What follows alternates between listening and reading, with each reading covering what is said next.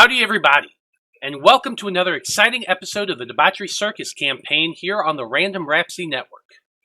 I'm Matthew R. Dawson, your friendly neighborhood host and GM, and joining me around my virtual table today are Brandie, Brie, Jr., and Steven. Say hi, everyone. Hello. Hello. Now, before we begin, we do have a few announcements to get through, starting with the first of our two sponsors for tonight's show, HeroForge. HeroForge offers fully customizational tabletop minis with dozens of fantasy species and thousands of parts to choose from. Their easy-to-use design tool lets you build your perfect miniature online using a fully 3D in-depth character creator tool right in your web browser, which is where we use where we built our tokens for today's game. You can build your own today at heroforge.com. Our second sponsor for today's show is XSplit. XSplit is a high-quality virtual webcam background remover that works with your already existing webcam. Using this program, you can protect your privacy while you work and play remotely. You can blur, remove the background entirely, and even put your favorite picture as your background instead, which is what I do. You can download the app today at xsplit.com, and if you use the coupon code RANDOM with a capital R, you can get 10% off of your purchase. You can find our referral link in the chat and show descriptions. Now you can keep up to date on everything we do here on the network by following us on Facebook as Random Rhapsody TV and on Twitter as @random_rhapsody. And that's it for the announcements. So join us as we dive into the world of Loroupa and continue on with the adventures of the Debauchery Circus.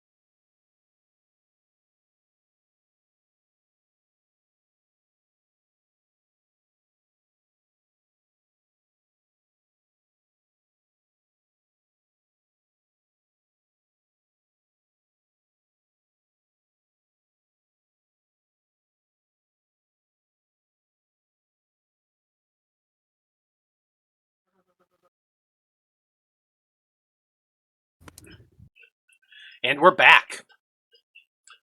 So when we last left off, the Debauchery Circus had assisted in the defense of the Erudite Conclave from a raid by the Cult of the Dreamer. In recognition for not only their help, but their experience in dealing with the cult as well, the squad was invited to a special war council that included representatives from all of the kingdoms besides Gulfrin and the Federation. There's also representatives from the Druid Grove and the head of each of the Conclave branches. And there are also quite a few field researchers there as well. It was a convergence of the who's who in all of Loroupa, showing just how grave the Conclave was taking things. And, well, after being attacked outright, they damn well better. Over the course of the meeting, it was revealed that the Cult of the Dreamer had not only raided the Alpha Branch, but a tomb in Gulfrin as well, while other selves throughout the continent attacked their cities in an effort to cause widespread chaos. Hundreds had disappeared, and even more seemed to be migrating south, heading, no doubt, for where the Dreamer army was camped, which is near the Umbra Spire in the Margarden Federation. Based on the blueprints and magical computations discovered by Tomas Rothen, And given that the fact that the cult was now in the possession of 5 of the Dreamroots, the Conclave leadership believed that the Dreamers were preparing to attempt their objective and resurrect the Dreaming Tree to release their god, as it were, the Dreamer. Master Ohm then called on those in attendance to deal with the threat directly and to stop the cult before they could complete their ritual and bring about this strange utopia that they seem to be bound and determined to create. And so, Debauchery Circus. As the meeting neared its end, your group was called on to return to Coltrast once again and find out why the cult had collapsed the tunnel leading down into the large Dreamroot grotto underneath the keep, while the armies of Loroupa gathered together to attack the cult directly. Your friend, Tomas, had volunteered himself to join this expedition as well, and had even offered to gather up a few items to aid you all on your mission, while your group reached out to both allies and potential enemies as they prepared to return home. Once you all regrouped, you entreated the Conclave Wizard to teleport you all back to the keep so you didn't waste resources. And there you met up with Lord Edmund, who is holding council in the library. So as you all explain the situation to the Baron and secure his aid for the fight against the cult, a question comes to each of your minds. And that question is, to describe an irrational fear that you have, and let us know whether or not you show it or not. And since Ichabod, you're the one who rolled, why don't you go ahead and go first? Okay. So I'm thinking, no, he doesn't show it, but Ichabod. I mean, everybody knows that Ichabod has like this sense of like guilt, like everything is my fault. I think that he feels like maybe he's cursed a little bit, like he has a god lost favor with him or something, and everything bad that happens is kind of low key because I was a bad person. So, but I think I try to hide that. I like it. Sorry. Blaznir, how about you? Oh, my turn already. I haven't thought of anything yet. Fire? No. Surprisingly, Okay. Surprisingly, no. When he's worked with fire for how many years now, he's not scared of it. He could Swinging a he could be sword. secretly terrified of it. No, just every time he performs, he's like, ah, ah. He He has real- reveres the fire as a god and is both frightened and in awe of it. Or on the flip side, he could be scared of water. I get, yeah, he's afraid of the deep ocean. Sure. The deep Just- ocean. Yeah, he looks out on, on the, just on a beach. It's just like, Jesus. We've been pretty landlocked this whole campaign, so Yeah. Yeah, that's true. Sure, Blaznir is deeply terrified of the ocean. Why not? Sure. I feel like you have said that before. Remember when we were fighting in the Colosseum and there was like all the water? I think you did say that you were scared of swimming. This is true. Mhm. I recall something about this. I was also gone for like half of that, so like Yeah, that could have been someone else saying that. I think it was you. I don't remember saying that, Mhm. but Let's just pretend like you did. So yeah, that- no, It is. yeah, It you is know what? now canon. You're right. Yes, and not no, but you're right. Yep. He's learning. Yes. That's all we ask. Okay. Yeah, no, I definitely did say that. With that in mind, Lapis, how about you? I feel Lapis would be afraid of stagnation, basically. Once things get, like, she's in one spot too long, I don't know if necessarily be a fear, but, she just definitely would not want to be stuck in one place for a very, very long time. She definitely wants to keep moving, keep going, and keep seeing what's out there. that's definitely fair. Okay. Corrin, how about you? Oh, you already know. Despite the fact that the adventuring life is dangerous, and there's pretty much like a million things that could end our existence at every point in time, what's the one thing that freaks me out? Eye lasers. It does say irrational fear.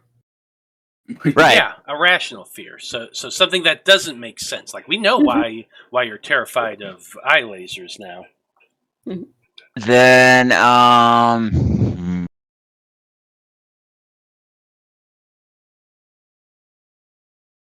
don't know, I guess maybe something like, what happened in the past in the real world, where people of intelligence were lauded or were decried as like witches and heretics. See, that's a good irrational fear. Yeah. It's like it's not likely to happen, but But you never know. You never know. Okay, I like it. Well, Debauchery Circus. Edmund did agree to send a militia of 50 men, as well as Captain Lorient and the Red Tusk Orc Warband, to join the army that is meeting up in Weston. During this time, you are also introduced to an individual named Ishuyu, a Yuan-Ti Spellblade lieutenant from the Twisting Spires that the king had sent to Coltrast while you were away. His responsibility was to bring additional troops over to Coltrast, and these have arrived in the last day or so. Once the decision was made to send troops to assist the conclave, Lieutenant Ishuyu started casting the sending spell to begin the coordination with the druids who are allied with the conclave to get those people, your militia, where they need to be. So you got more troops being sent to Weston, and at least a few days before the cult is going to be able to complete their ritual. So, with that in mind, what are you planning on doing next? So I think we should get down to the basement as soon as possible. Yep. But I just wanted to say like goodbye to my family in case we go from one place to the next again. And they'll be like, "Oh, I've been gone for months," or I get killed. And they're But like, we're right "Don't worry here, about that." and we'll be going with you. No, my kids, my kids. Okay. Well, you do know exactly where they live down in the lower city. So, and as you look around, like your son and a couple of his friends are still in the library as well. Their job is protecting Lord Edmund, and they seem to be fairly dedicated to this task right now. Yay, he has focus. Okay, well then I'll talk to Ishmael before I go and say my goodbyes to Fear Not. Okay. So you head over and approach Ishmael, who's been listening in this entire time, and you find him along with Fires and the dwarf whose name I'm blanking on. And silly. Fear not, you should maybe fear a little, because this time Daddy might not be coming home. Oh yeah, Bell. Fire in the Sky and Bell are the two that is currently with Ishmael right now. The three of them are talking as you approach, and you overhear a little bit of the conversation, talking about getting prepared for the possibility of another assault. If your group's planning on heading down underneath the keep, there's a good chance that they might see some cult members again. So he's talking to them about getting prepared and keeping an extra eye on Edmund. But can I assume that they have all been like briefed on the whole cult situation? So it's like he knows what I've been up to. Yeah.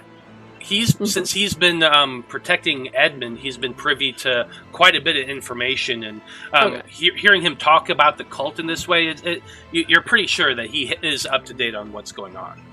Okay. It was because he said something once that like really broke my heart, and it was like when we first met up again, and I met him in the Thieves Guild place or whatever, and I left, and he was like, "Yeah, just leave again." That's what you always do. So now every time I leave, I feel really bad. So that's why I want to go over and be like, Ishmael, kid, can I have a word with you for just a moment? He glances up at you real quick and back at his two friends, but he gives them a little bit of a nod, and you watch as the Tabaxi and the dwarf go walking off to a little ways away, closer to Edmund. Yeah. What is it, Father? Well, I know you already know we're gonna head down in the basement and try to see what's going on down there. I just wanted to let you know that after that, we're gonna be making our way pretty much immediately to the Umber Spire, right? Yeah. To the Umber Spire. I hope that after learning about this cause, you think it's well worth my time. Go ahead and give me a persuasion check. I just want to see how empathetic you're speaking to your son. Can I give guidance from like 60 foot away? I'm going to say sees me over here having a hard time. Did you walk over with him? But like, I don't know. Well, yeah, I would do. Hold on, you do have the ability to do so because you're that bard, right? Yes, I he has have increased range. So I can just kind of, from, just because massive passive perception, just kind of, give him guidance. I'm going to say that, combined with the stupid passive perception you have and the ability to cast it at range, you would easily be able to notice what's going on and, give him a little guidance. Yeah, and I did say before we came here that I needed to talk to my family and that it was going to be really hard. Okay, yeah, so go for it. It's a 16 plus the guidance, so an 18. 18. Thanks, Blaznir. The young man seems to be nodding thoughtfully a little bit. He says, "Well, after everything that happened with the cult attacking here and the assault on Edmund, I definitely see what it is you've been working on lately.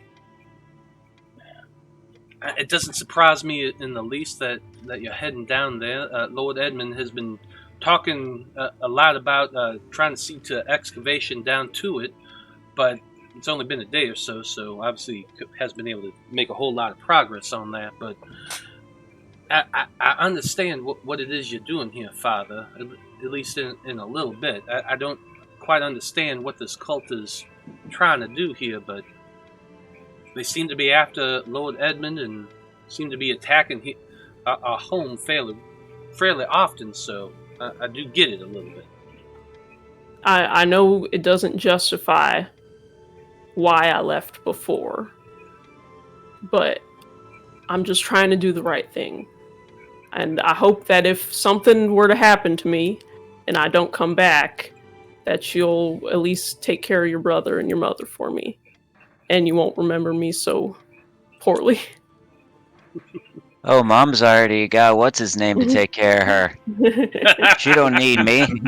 Yeah, and take care of, what's his name? Mavesies. Yeah, and Mavesies too. And I smile at him. Because I'm trying to be, genuine, so he knows I've changed.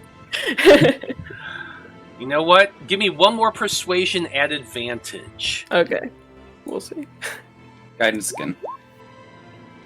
Ooh, it's an 18. A 19. Well, even just one more. You're pouring your heart out to this kid. I've got tears welling up in my eyes, but I'm pushing them down. I kind of really think I'm gonna die. So you see Ishmael take the stance, one hand on the weapon that he has at his side, the other looking up at you, he reaches a hand out and extends it to you, almost in a warrior's kind of salute. But he extends his hand out to grasp yours, and he says, I will definitely be here to protect Lord Edmund, and if anything does happen to you, you don't have to worry, Father. I'm going to look after our family. And I'm going to look after our home here. I just take his hand and I smile and just kind of nod at him a little bit. Hey, I love my son. I can't say it again though. I already told him I loved him once. He knows. Yeah, That's how it works. That's how he knows. Yeah, he I said it knows. once already. Come on. That's enough.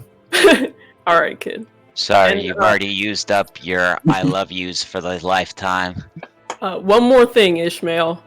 You find something special, you hold on to it. And I look at his little girlfriend. And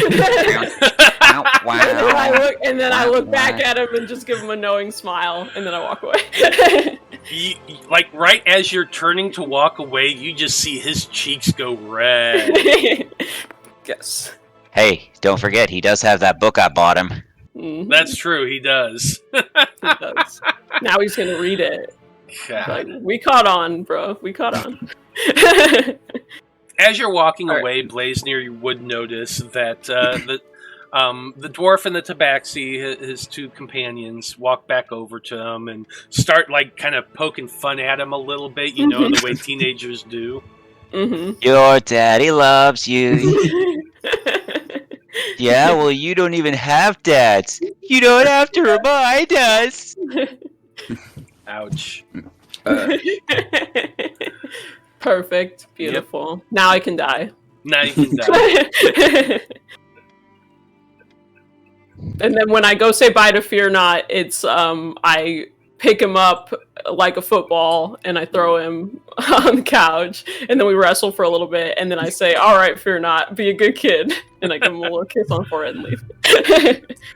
Yeah, you do have a little bit of time to goof around with Fear Not, and as you're leaving, you do catch sight of Mavesies and Prudence, who had been, giving you a little bit of time to talk. But as you're leaving, Mavesies walks up to you as well, and he says, "I've heard Lord Edmund has kept me abreast of what's going on, and said something about you heading down below."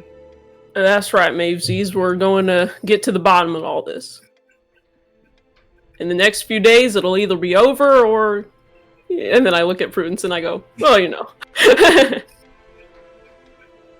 He kind of gives you a knowing nod.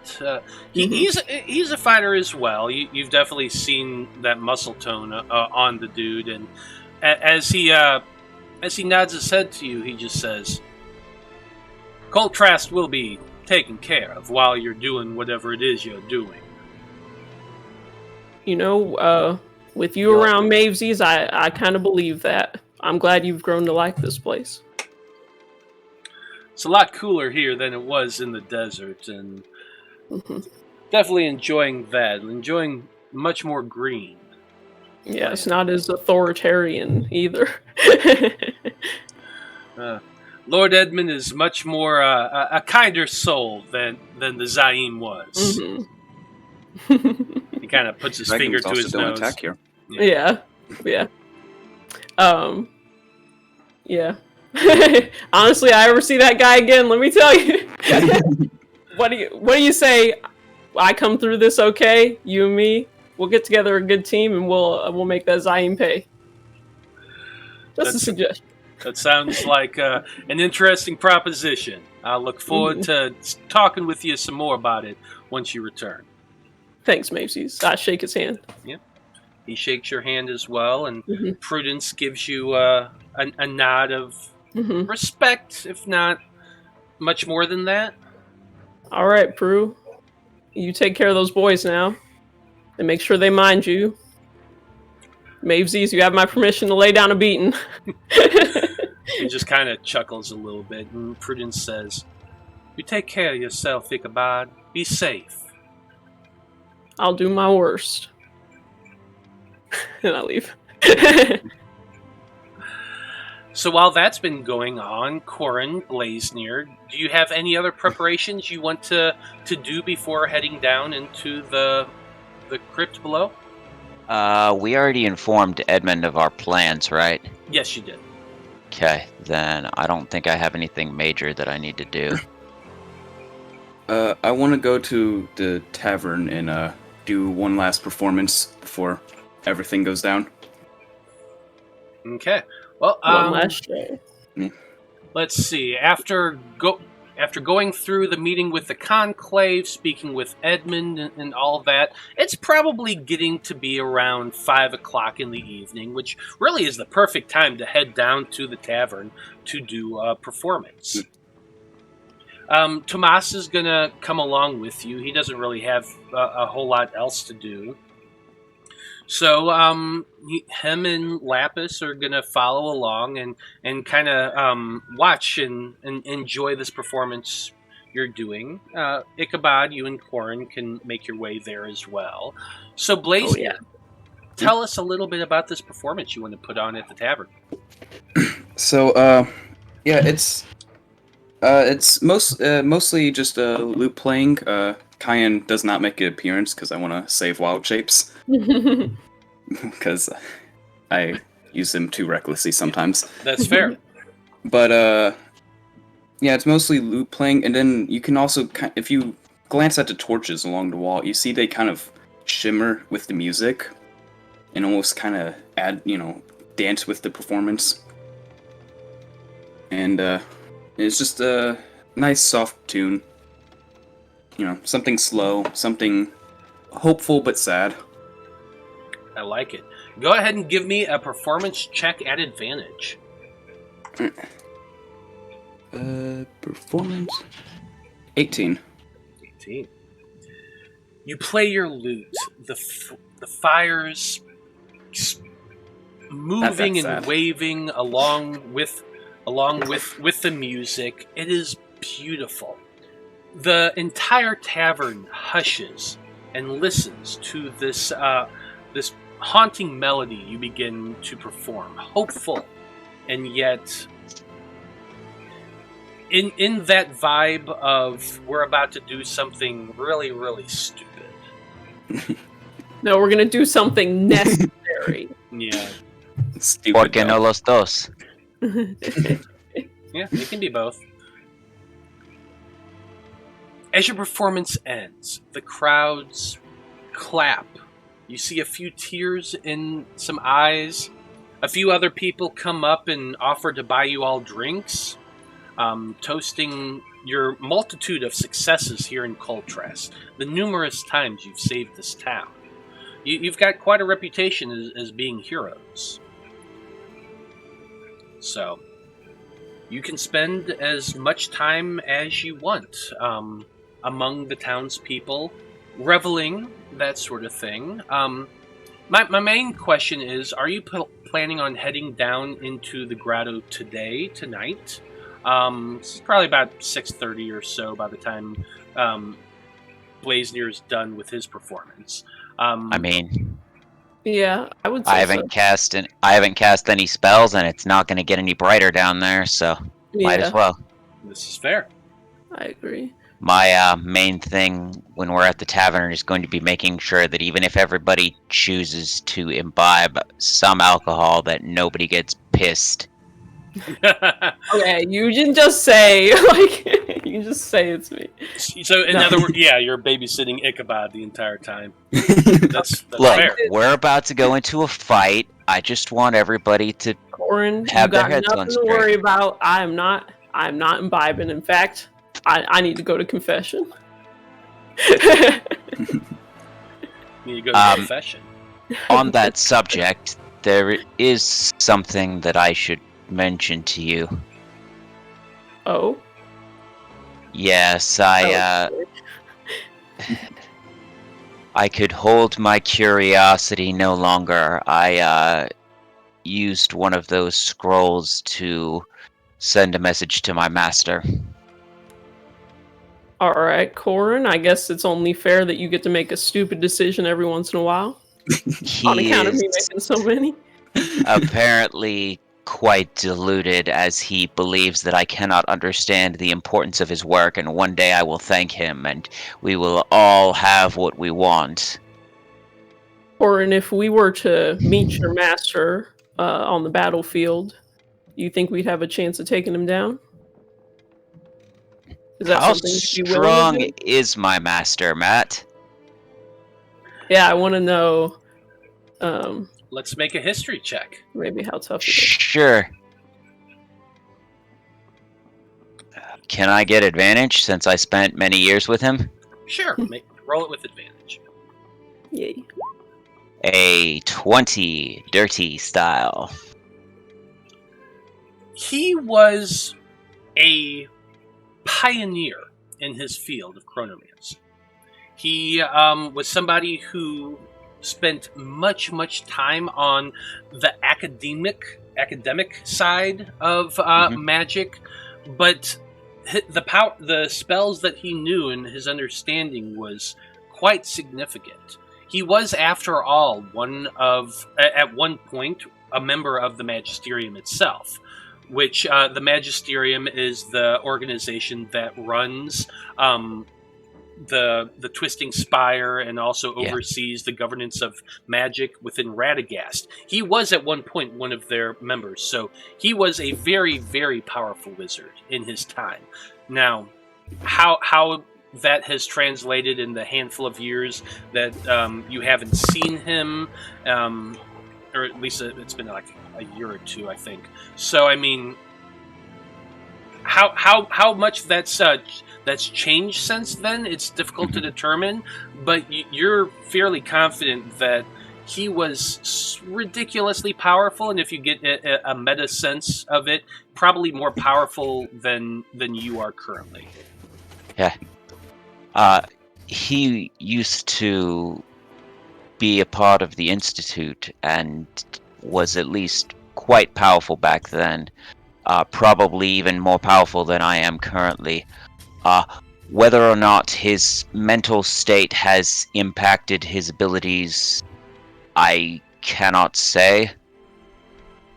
He was never really insane by the strict definition. He merely was willing to push boundaries others would not, and go places others would fear to tread when it came to his research. If we do come upon him, I will not hesitate. If he means to end the world, he will have to go through me first. Right. Well, that gives me confidence. Don't reach out to him again, though. No, I merely was attempting to surmise if it was truly something he was doing of his own volition, or if they held some sort of sway over him. And while I suppose they still could, considering I cannot tell over a sending spell whether or not he is mind-controlled, knowing him, perhaps it is simply that he believes that they will somehow assist him in achieving his goals. I put my hand on Corrin's shoulder and I say, "You are absolved." I like it. Anything That was else? my turn. Anything else you all want to get accomplished before heading below? I will say confession to Father Amos. Okay. Because if I stay at the bar, I will get drunk. I knew it. I will. Okay. Yeah, you can make your way over to the Church of the Five here in Coltrast. Father Amos, little old man, is always at the temple, and it should be no surprise to you to find him in the main chapel, puttering away, cleaning, that sort of thing. But once you approach him, he smiles and says, "Ah, Ichabod, it's so lovely to see you again." Hello, friend. I'm in need of a confessor. Of course. I hope you've seen Lord Edmund and apprised him of what you've been doing. It's all been taken care of, Father Amos. Don't you worry. Excellent. Then please come with me, and he leads you over to the confessional. That way you can spend some time speaking with him, pouring out your heart. Yeah. So basically, what I talk about is, it's all the brothers at the convent were killed, and I feel like it is my fault because we were gonna stay and take care of the nuns, and I made everybody leave. So Wow. I'm like, it's weighing heavy on my heart. That's why I'm like, I would have gotten drunk if I was at the bar. So I need to confess my selfishness. Just think about all the people who might have died in Coltrast if we didn't leave. I know, but that's not what Ichabod's thinking about. He's thinking about all those dead monks and their great beer. That's fair. That's definitely fair. All the monks and their amazing. Yeah, and how much I really do feel like it's my fault. I'm like, I did this. The world has been deprived of their pilsners and ales, and it is all my doing. And then I remember fondly Brother Butters. A bunch of brothers in the faith are dead because of me. He reminds you it's a very difficult thing dealing with the things that you've been dealing with lately. It's hard to know what your actions can lead to. Heading home to fight against the cult here in Coltrast could save numerous lives and very probably saved Lord Edmund's life. It's difficult when you're thinking in when trying to like balance the scales. It's more important to Balrus what your intentions were. If in your heart you're seeking to help those in need, this is a good thing. If those attempts lead to others, well, at least you know that the brothers there are now meeting Jorun and will feel his embrace as well. Sure they will. Yeah, I forgot they baptized me too. They did. All right. They did baptize you, that's true. And I remember fondly how great that void felt. Love's not existing for that short moment, so you know what? I do feel better. Thank you, Father, for hearing my confession. Of course, my son, of course. You're welcome here any time. Be safe and be careful and be mindful. You know what this cult is about. Be safe. I will do my worst. Goodbye. Okay. You head out feeling a little bit of that weight off your shoulders. Just a little bit. Just a little bit. Which, hopefully, that's enough. Yeah. It's gonna have to be. Alright, I'm ready to go. Your group and Tomas meet up one last time. You can really do what you're planning anywhere, Corrin, so it's really up to you. So tell us a little bit about the spell you're planning on casting to get down to the Dreamroot grotto. Well, it's a big ol' spell. It's a teleporter-rooney. And it's basically like an upgraded version of Teleport Circle in the fact that I don't actually need a circle, and if I have an associated object from the place, then there's no chance of a mishap. Which, since the druids have been studying that area down there for quite a few weeks at least, there's definitely things that you can take that would be from that area. Yep. Looks like you and up to 8 willing creatures that you can see within range are able to do this. So there's only I'll 5 say of you. With Us plus Tomas makes 6. makes 5. Yeah. There's 4 of you plus Tomas. Oh, right. Edmund's token is out on the thing. I keep accidentally Yeah. counting him. And Willow's. Huh. Oh yeah, that's still up. I forgot I haven't changed that in a while. Yep. That's okay. But anyway, yeah. So, you gather everybody up. You have all of the equipment that you need. You have your potions. You have your preparations. You've seen your friends one last time. Corrin gathers all of you up together. I tell everybody, this is gonna feel quite weird. And for the love of Balrus, don't you throw up on my clothing. Haven't we done this before? Yeah, and I only threw up one time. It's a bit different, but Yeah. The spell's see. different, but the function's still the same. Mhm. But good news is you have an associated object, so I don't really need you to roll for this. no. You all take Besides, hands. it would be you rolling anyways. Yeah. Sure. But you all take hands. Corrin begins to cast the spell, which are just verbal components.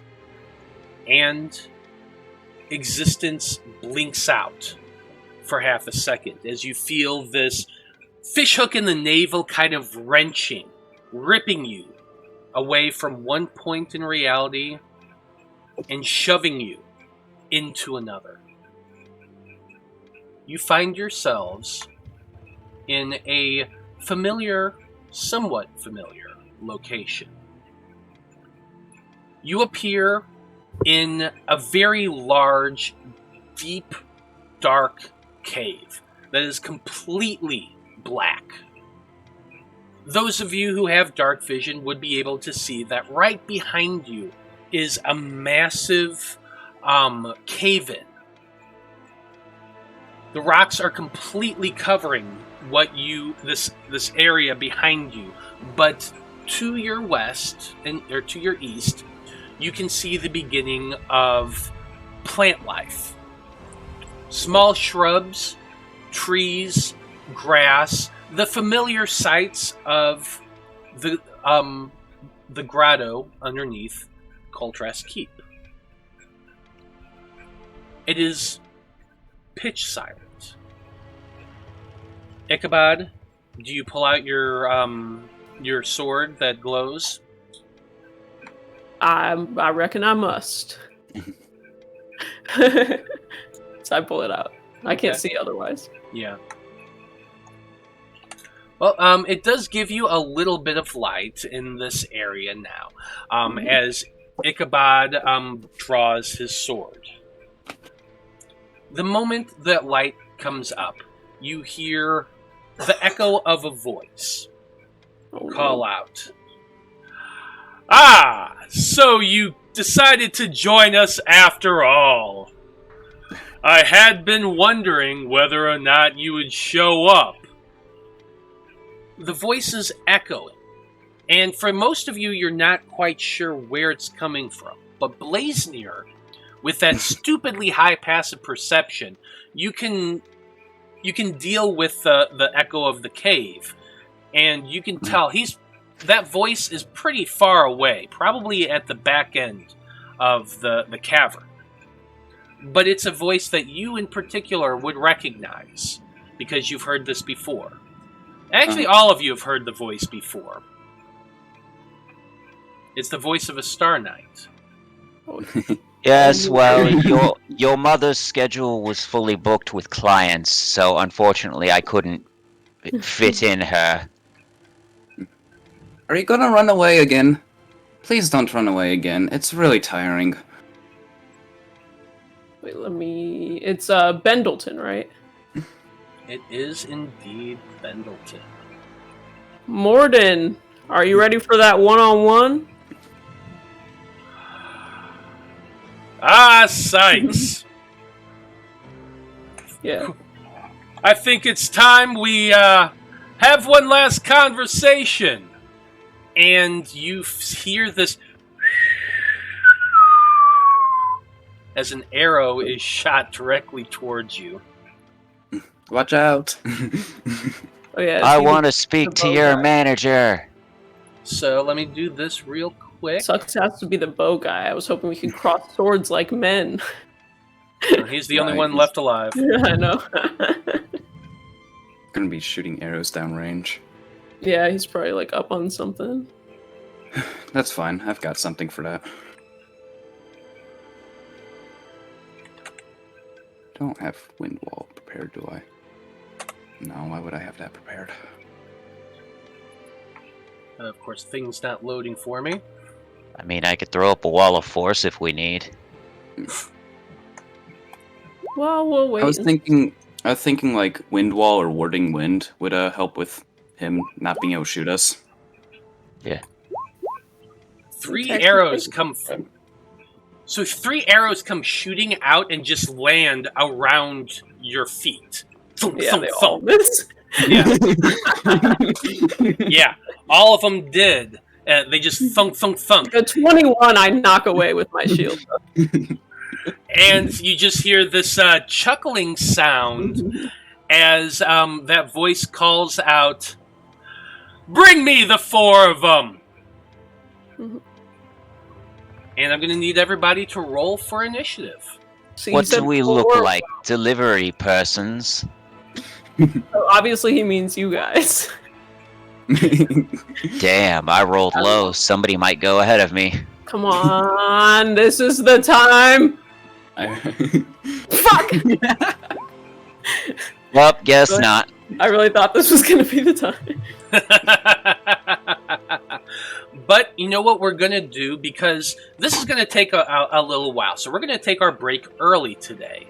We're going to go ahead and take it right now. That way we can finish up setting up this encounter. And then when we get back, we're going to find out what happens as the Debauchery Circus faces down the last of their Star Knight foes. Mhm. Stay tuned, everybody.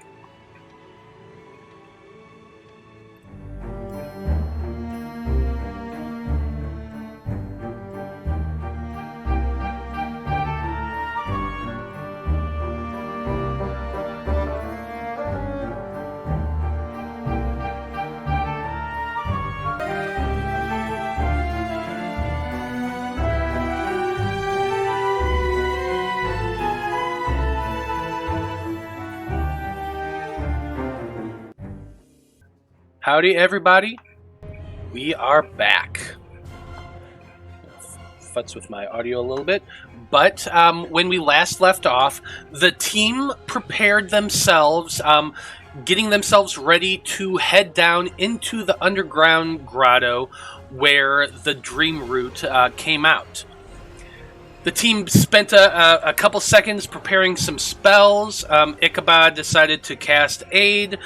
Tomas cast Dark Vision on himself, and then Corrin zipped everybody from the town of Coltrast down into the grotto, where they were greeted by Sir Morden Bendleton, the bow-wielding knight, the last remaining member of the Star Knights, who taunted them a little bit, and now everybody is ready to go. Did you have something to say, Blaznir? Yeah, can I have summoned Kyan? I forgot about that. Yes, you can have Kyan summoned. Okay, thank you. Sorry. No I just now worries. remembered. Yes, you could have, right before you headed off, summoned Kyan. So, Alright. we are starting things off, and there is a little bit of rustling in those trees beyond most of your dark vision. Blaznir, you can actually hear it because of your stupidly ridiculous passive perception. But the first person that we're going to be seeing is Corrin. Corrin, you've just teleported down into this grotto. Your back is against a cave-in of what used to be the tunnel leading up to the keep. So, what do you want to do? If he's firing arrows at us, I'm just gonna try and, let me see, 5, 10, 15, 20, 25, 30. Just kind of get behind this cart thingy here for some cover. Absolutely. And, what the hell is this that I see? Well, as you start scurrying up to that cart and duck down, your elven dark vision does see that there is a very large, lumbering thing going down the path that goes through the forest and up to the the mound of dirt that the Dreamroot is above. Mhm. It is large. It is disgusting. You can see a massive bloated form that seems to be wrapped in leaves and ivy and things like that. You've seen these creatures before. This is a zombie ogre, one of those vine-wrapped zombie ogres that you have fought multiple times while facing this cult. And it seems to be heading in your group's direction. Ogres again. Yay. I'll chill touch it for a 16. Why does it Which- not have its... Hold on. May or may not hit. Doesn't say on my token what the AC is. We could just assume that it hits. It does, actually. Probably. I went... Yay. It's okay. We can assume. 16 necrotic. 16 points of necrotic damage. That spectral hand comes out slashing at the ogre. It's it takes the hit, but barely seems to notice as it's just kind of stamping its way towards you. Because this actually matters, it's undead. Mm-hmm. So if it tries to attack me, it will have disadvantage. Why is that? Because of chill touch. If the creature's undead. If the creature, Nice. if you hit an undead target, it also has disadvantage on attack rolls against you until the end of your next turn. Nice. I like it. Okay, we'll keep that in mind. And that'll be all. Nice. Okay. So, next up, there is more rustling going on in those trees. Gonna move. Let's see here. 5.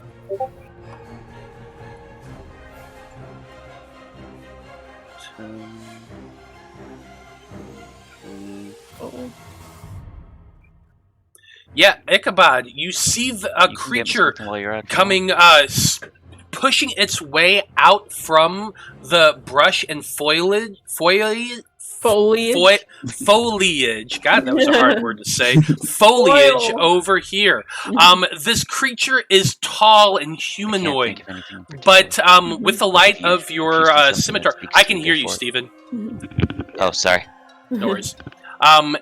As you see this creature coming out, it's tall and elongated like a humanoid, but its arms and legs are more elongated, giving it a very odd sort of appearance. It has this graying skin, a mouth full of sharp pointed teeth, and this long tongue just kind of comes out from its mouth and starts wiping back and forth, salivating as it rushes towards you.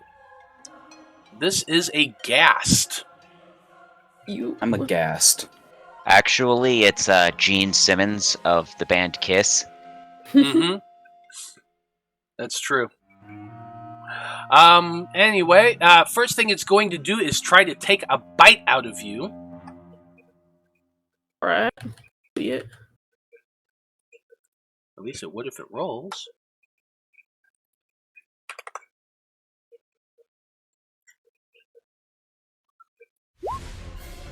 Ooh, that's a 20. So as you see it coming rushing towards you, you're able to get that shield up just in time to catch its mouth, and it just...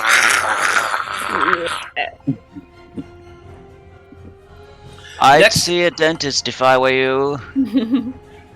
Oh god, where's your teeth? Jesus.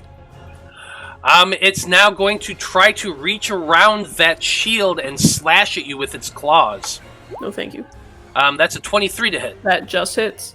Just hits. The claws manage to get over your shoulder and rend along your armor, doing 9 points of slashing damage, and I need you to make a Constitution saving throw.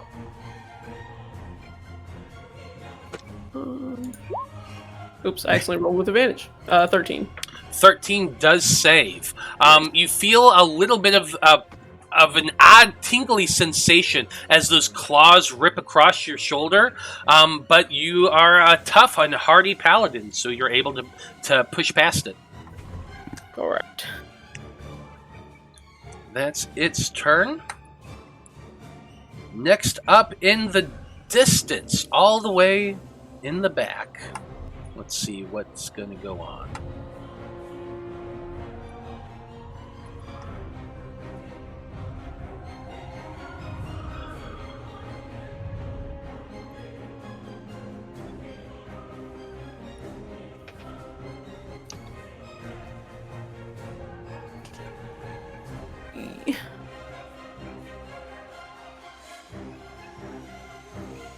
Okay, let's see here. 1 second.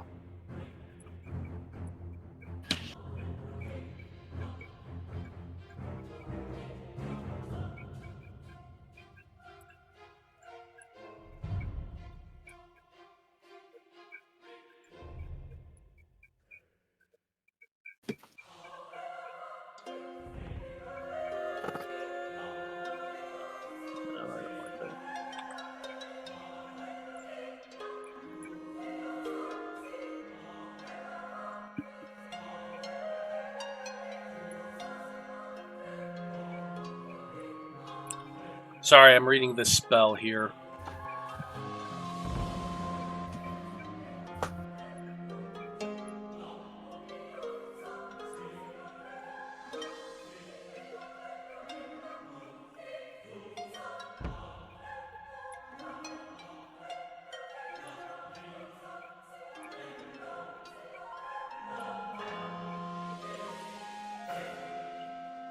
So in the distance, you can hear this strange sound, this that sounds like almost kind of like ice being built up and forming somehow. Because it's casting Ice Wall.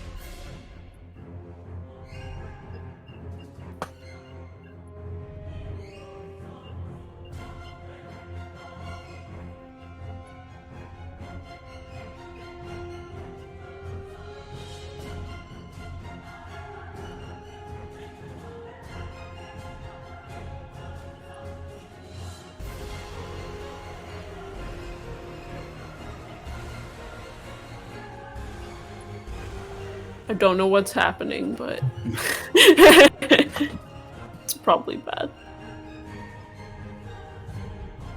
Probably. But but stuff's happening that you really can't see. Yeah.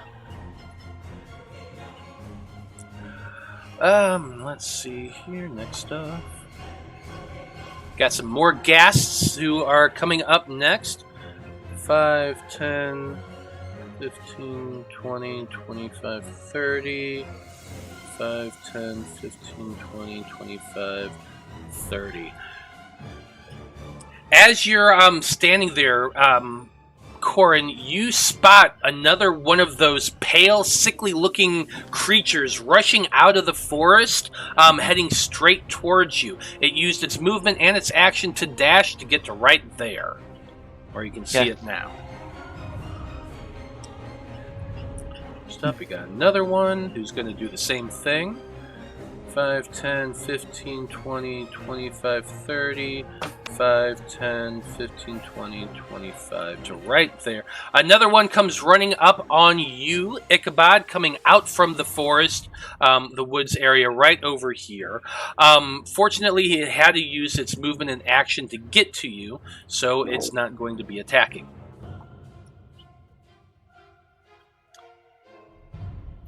after that, we have Sir Bendleton's voice coming in from the distance in this very mocking sort of voice as he calls out, "Do you even know why you're here, Sykes?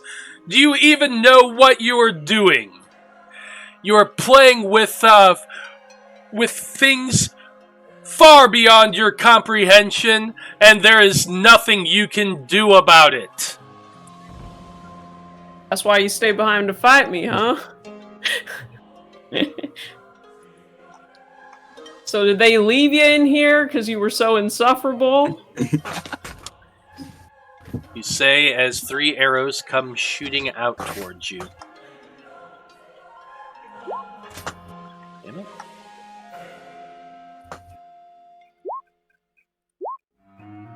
Oof. 30 and the 26 will do it. Yeah, the 14, 30, and 26. So 2 actually managed to strike you. First one does 14 points of piercing and 3 points of cold. And the second one is doing 11 points of piercing and 2 points of cold damage. So 3 arrows come flying out. One lands right at your feet. The other 2 thunk thunk into your chest. And he calls out, "Your childish taunts mean nothing, Sykes. You mean nothing." Oh, is that because you can't understand what he's saying? I look I back can at explain it Blaznir, for you. and I go, "He's obsessed with me." I know, it's honestly a little bit embarrassing. Yeah, it's really Like, I'm being- pathetic how obsessed he is. I'm being secondhand embarrassment over here, honestly. Okay. We should go, see him to help him out, Yeah. Okay. Well, with that in mind, Blaznir, it is your turn. So what do you want to do? I'm gonna look at Lapis and like, hey, do you think you can handle all of these zombie fellows? I can sure try. That's Tomas here. Yeah, like, you got 2 monks, a wizard. I think you guys can handle I hope you guys can handle yourself. Don't die. And If we die, we'll blame you. that's fair. I would blame me too. If we live, we'll take all the credit.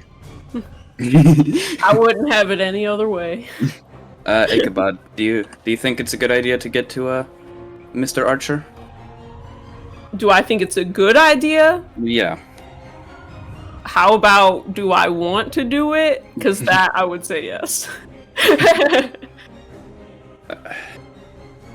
Let's go, Blaznir. You know what? We've never gone anywhere by not taking risks. Yeah, so. you're the prince of bad decisions. Alright, I'm gonna put my hand on Ichabod's shoulder, and did I see where, which direction the arrows came from? Yeah, they definitely seem to come from the east. Alright, I'm gonna,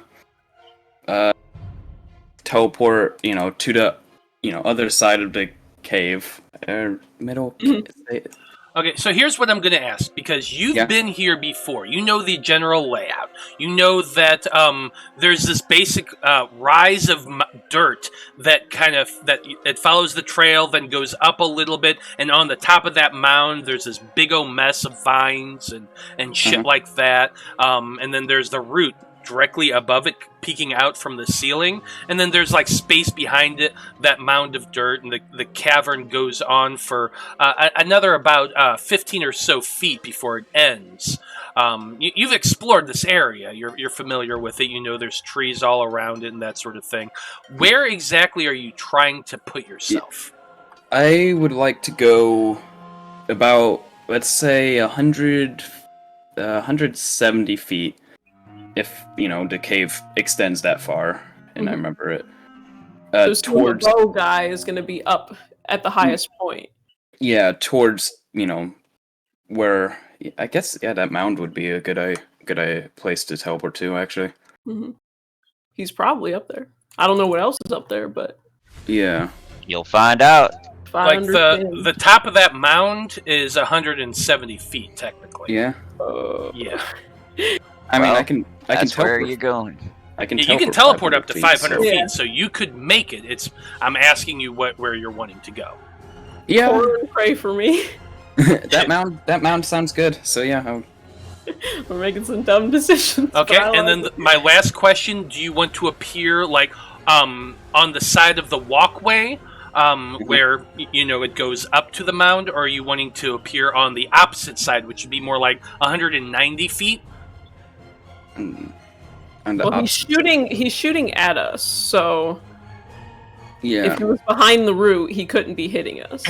I mean, unless he's Unless probably he's peeking out, peeking out, but like, is because I would assume that's ground level, and that's shooting through a lot of trees to get to us.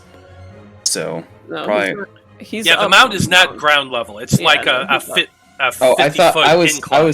I was thinking like behind the mound and stuff. No, too, no. but- No, okay. it's like there's a mound and then there's the root, and then he could be behind the root on the Oh. mound. And then or he could be in behind- front of it. And then Right. behind the mound, that's ground level. Yes. Yeah, I that's would- where I was thinking. Alright. Thinking about was talking about. Yeah, using my my knowledge of battlefield war tactics, Yeah. he probably is feeling pretty safe. I don't think he would be dipping out and hiding because we're so far away from him. So I Yeah. would guess that he is at the top of the mound, not behind the roof. That's All right, then. Yeah, just like towards the walkway on top of that mountain. Towards the walkway. There on you top go, of that Ichabod. There's my prayer for him. Bloody Mary, full of vodka, blessed are you among cocktails. Pray for me now at the hour of my death, which I hope is soon. I like it. Which I hope is not soon, but I do hope it is very dramatic. It's gonna be dramatic soon. It's Ichabod. Okay. So, you reach out, touching Ichabod, and with your action, you cast Dimension Door through the cloak of the Mountebank. Yep. And so, let me go ahead and move you. This is such a bad idea. This is so. This Like, is so split the party in the middle of the fight. stupidly dumb. Wait. But This is a Like- bad idea, and you can take that to the Montebank. Always. like this guy's That was doing. actually a Boom. good one. Shh. That was actually a good one. So rare and few between, are they? Ain't that the truth? But so this is what you see as you reappear on that dirt mound high up, about 50 feet up.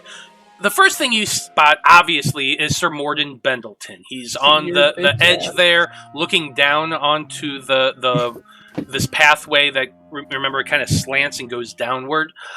He's looking out to there. Behind him, there is another individual who's wearing robes. Looks like a magic-y type. Now, to the south of that, all of these 10-foot blue things, that is a 10-foot wall of ice that had been created and is blocking that path up to this area where the root is. Now, the last thing you see while you're there is something a little bit strange. Up at the top, you look up and you can see that root that's sticking out. Ichabod, you have your sword out, so that's giving you some light. Blaznir has dark vision. He can see this a little bit because it's black and white. But oh wait a minute. Well, there I would see be the color. normally. Yeah. No. I see normally in darkness. Because he That's has what it double says. sight. He has double sight. Okay, that's right. Yeah. So Yeah. you would be able to see this as well. That root, there's this scintillation to it. It's not bright enough to like see at a distance, but now that you're up close, it seems to be just very lightly glowing a little bit. So that was your action, Blaznir, and you've used movement. Do you have anything else that you're going to be doing? Yeah. I see Morden Bendleton, so I'm gonna use my 2 random sorcery points to bonus action cast. I would say, which one is it? Produce Flame at him. Okay. So, Yeah, kick it It that. is within range. yep, 24 to hit. 24 does hit. Alright, and 11 fire damage. Oh, actually, not 11, because Kine's out. Is that a D8? I think it's a D8, right? That was a D8? Yeah, no, I just need to make sure it was a D8. Yeah, so 18 points of fire damage. I'm gonna say, oh, you even made a nice ice wall for us. How nice of you. Yeah, you just appear there, then lob this tiny little ball of fire right at this guy, striking him in the head. He's completely caught off guard, and it's like, oh, shit, I right thought there. this was what you wanted, Morden. You made a nice little arena for us and everything. We can fight one-on-one now. Yeah. Okay. And I do prefer to kill men face to face. Well, with that, we now come to yet another of those ghasts that are in the woods. I'm suddenly feeling very alone right now. This is so dumb. Blaznir's my 5, best 10, friend. 15, 20, 25, 30. Yeah, why not? He's just going to come right around that and end his, using his movement and his action to get right up on you, Corrin. So that's the first, because you're right there. Uh-huh. Next up, well, is Tomas's turn. And a lot of shit's happened since Tomas first started things here, and he's like, God damn it, those two. Just running off on their You on their got own. this, Tomas. We know you're tough. You ain't fooling nobody. Like, you got two really cool monks. You're gonna be fine. These are badasses. I can't just be sitting there taking arrows for your pleasure. You yell across the entire big fucking cavern.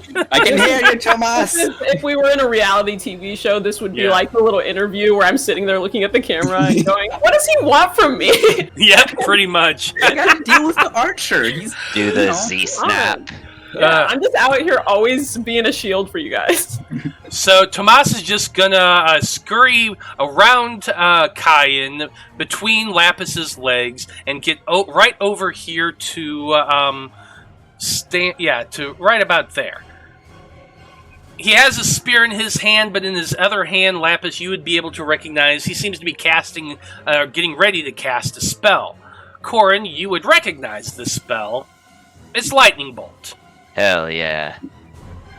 Because all of these freaking ghasts are just right here, so he's sending it off in this direction to hit these three. Work, bud. Attaboy. see, they'll be fine. They're not gonna die on Let us. me show them on the map. So yeah, he's getting it to be. Actually, I probably need to be over one more. Hey, I'm sure none of them will fail their Constitution save to get paralyzed.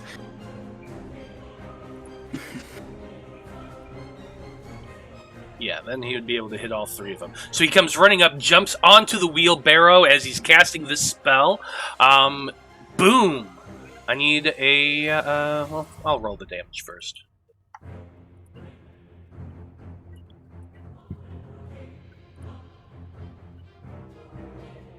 Huh? I need to fix his character sheet. yeah, because he's so broken.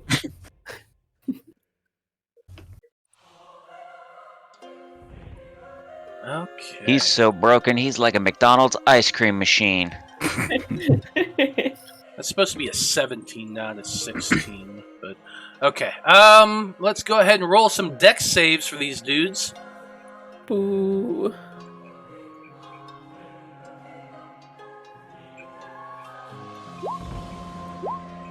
Okay. Well, 2 of the 3 did fail. So 30 points of damage to them. Ouch.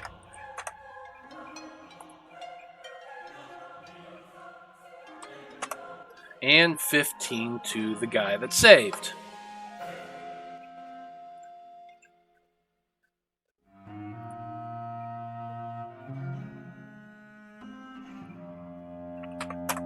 Boom.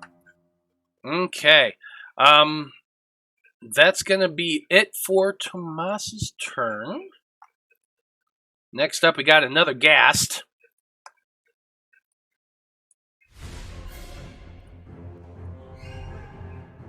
They don't know any better, so they're gonna move 5, 10, 15, 20, 25, 30, 5, 10, 15, 20, 25, 30. Just rushing towards y'all. Or actually, he would probably go more towards Tomas. Yeah. Okay. He looks plump and delicious. Meanwhile, Yeah, he I does. look wiry and unappealing. Next up, we have Lapis. What you got? Alright, let's see. I'm gonna go up here. And I'm gonna wail on him a bit. 2 20s. Does 20 hit? Can't hear you. Sorry. Yes, that is gonna hit.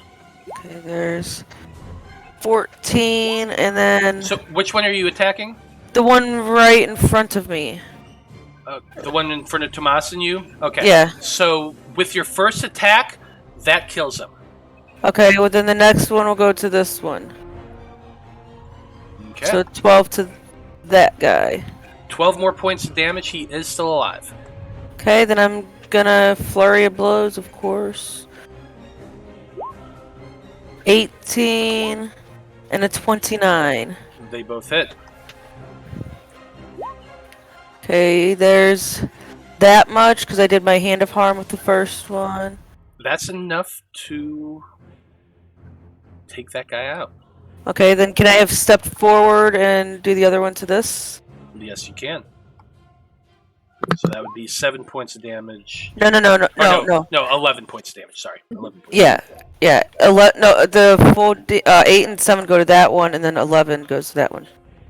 Now, as you're hitting, you do notice that necrotic doesn't really do as much as you're hoping it did, but still, between that and the bludgeoning, you're able to kill him.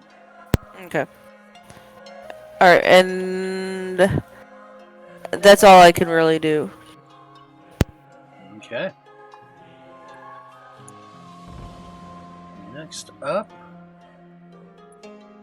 just start moving all these guys.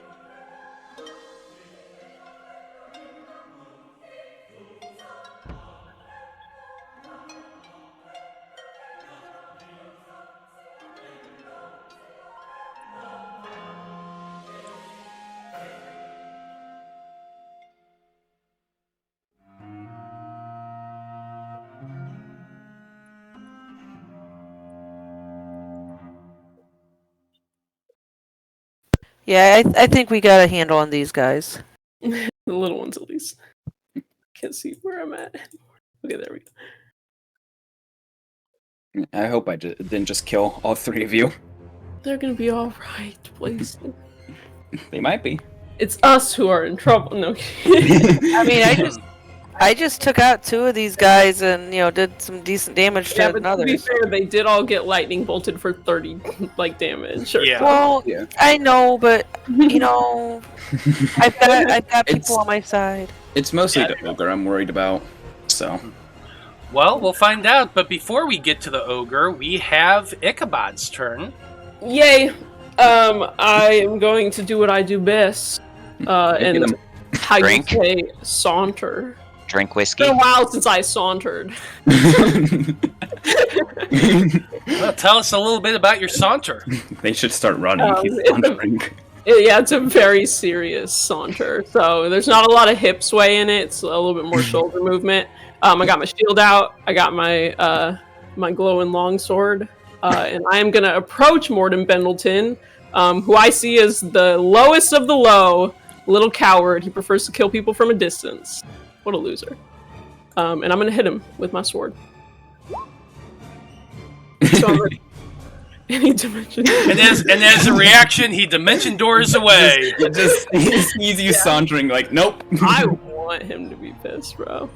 So I'm going to try something. I'm going to cast Wrathful Smite as a bonus action. Okay. So he will take a little bit extra damage, and he'll have to make a Wisdom saving throw on the first time I hit him. So let's see if I hit. So 18. 18 does not hit. You right. swing at him, and he manages to raise up that bow and block it aside. So the bow breaks. Please It does not. And the second one's a 25. That does hit. Okay, so he is going to take that many. 21 damage plus an extra d6 of psychic damage. and he has to make a wisdom saving throw. So he takes 25, is that right? 19, 21. Yeah, 25 damage total. Okay. You strike into him, feeling the weight of that radiant energy slashing into his form. The psychic damage goes off, and he seems to be resisting that psychic. So he takes 2. He does take the 2 points, and then the rest of the spell kind of begins to take effect. Let's go ahead and see what he does. What's that? Did you say it's a wisdom saving throw? It's a wisdom saving.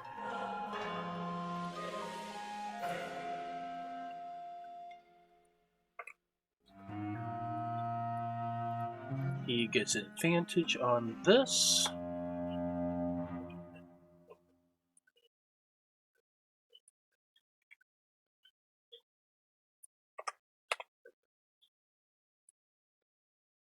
Come on, roll low, please. I don't know, just because I never use my spells as intended. Might as well just do it. Oh, with a nat 20, he does succeed. Okay. Damn, that sucks. That does. But that's Hey, still decent amount of damage. That's my turn because I used my bonus action for that spell. So. Ain't this nice, Morden? I'd been hoping we'd get better acquainted. Crossing bows. I guess. Okay, next up we have the zombie ogre.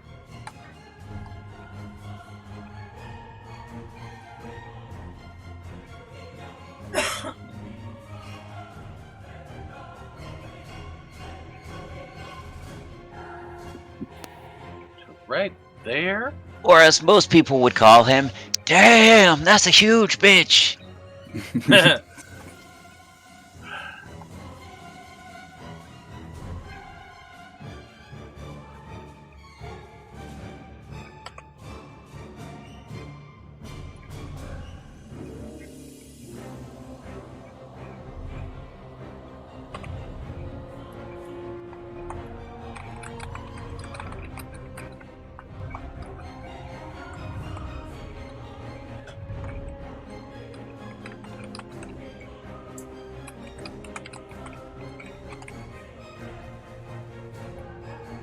Okay, here we go.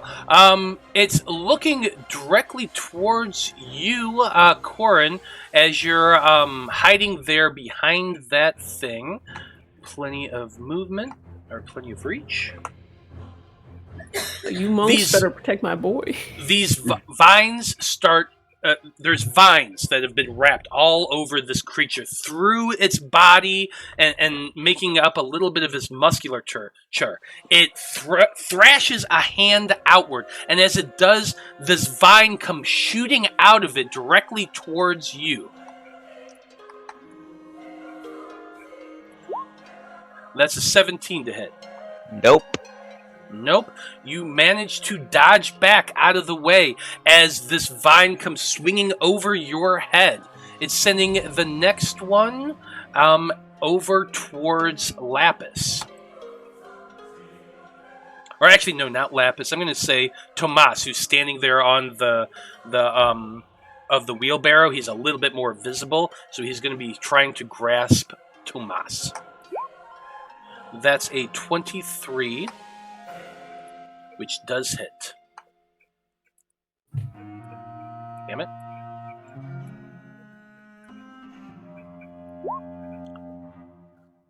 Okay, this vine comes swirling around him, smashing into Tomas, who's standing there. He takes 18 points of bludgeoning damage and 6 points of poison. So I gotta do math.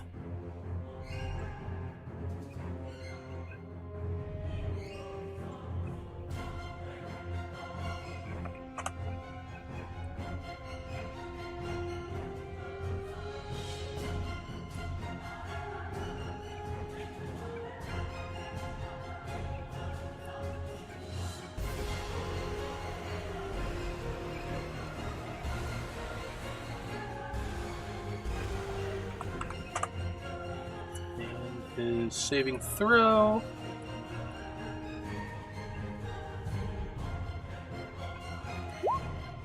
(27) Easily manages to jump back out of the way as the vines start trying to wrap around his body. He takes the hit, but does not get grappled. Okay, got some more shit over here.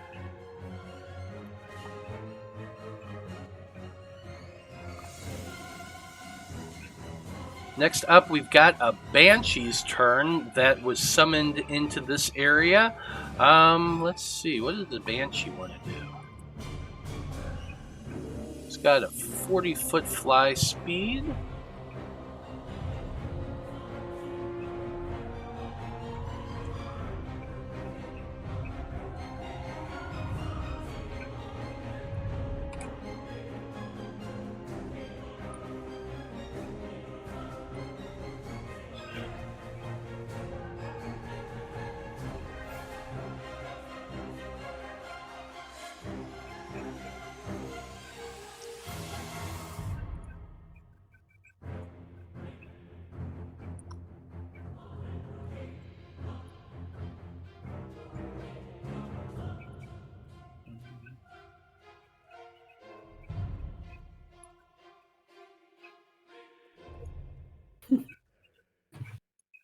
Sorry, I'm doing a lot of moving or things around.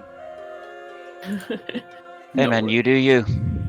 I'm thinking about how Morden Pendleton got Cask of Amontillado in here. For the love of God, Montresor. Like they hated him so much. They're like, okay, you get to hang out down here with all like the ghouls and stuff. Like we promise it's really important, super important. Like, okay, bye. Anyway, we're Definitely part of our plan. gonna block on the exit before we go, so you'll never leave. But trust me, it's for a good cause, bud. Well, you never know, will you? Oh, I know. Blaznir, with your passive perception, you would be able to see this ghostly spectral thing come flying up out from the woods, hovering up in the air as it gazes down towards you. I'm going to need you and Ichabod to both make me a wisdom saving throw. 19. 23. Okay, both of you are easily able to hold this back as this horrifying visage glares over the two of you. You are not frightened, which is a good thing. It's then going to continue to fly a little bit closer towards you. 5, 10, 15, to right about there. And it's basically floating there about 30 feet above the tree line. Oh, they really stuck this guy in the bad place. Yeah, they're like, hang out with all the dead guys. Yeah, like that's just terrifying. You have to work with that thing. I'm so sorry. You need a better HR rep.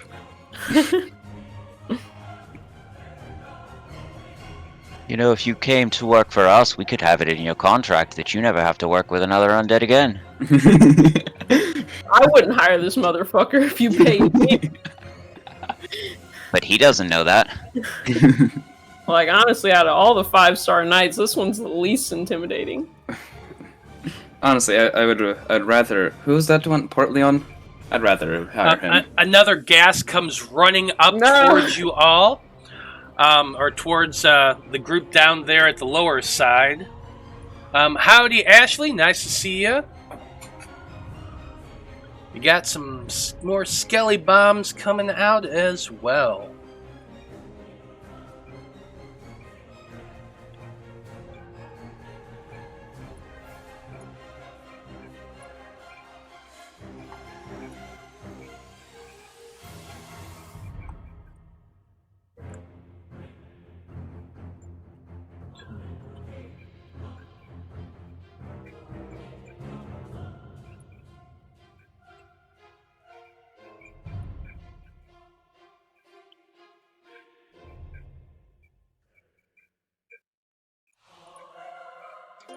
Another one of those banshees has appeared out from the woods, floating towards your group. It's about 40 feet in the air as well, but is flying towards you. Can't get to you quite, though.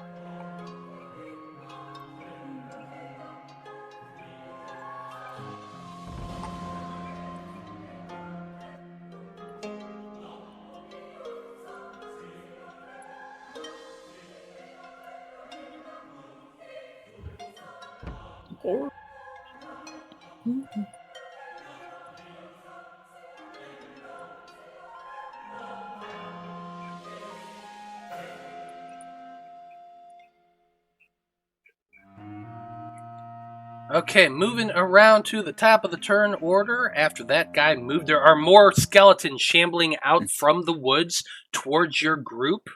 But now it is Corrin's turn. You have one of these things right up on you. You're in the range of that ogre, apparently, that tried to hit you with a vine.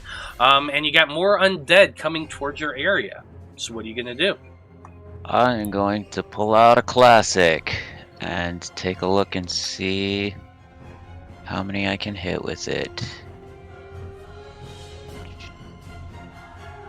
Yada yada, 20-foot radius. Let's see how big that would be. Sure. How about a fireball? Of that variety.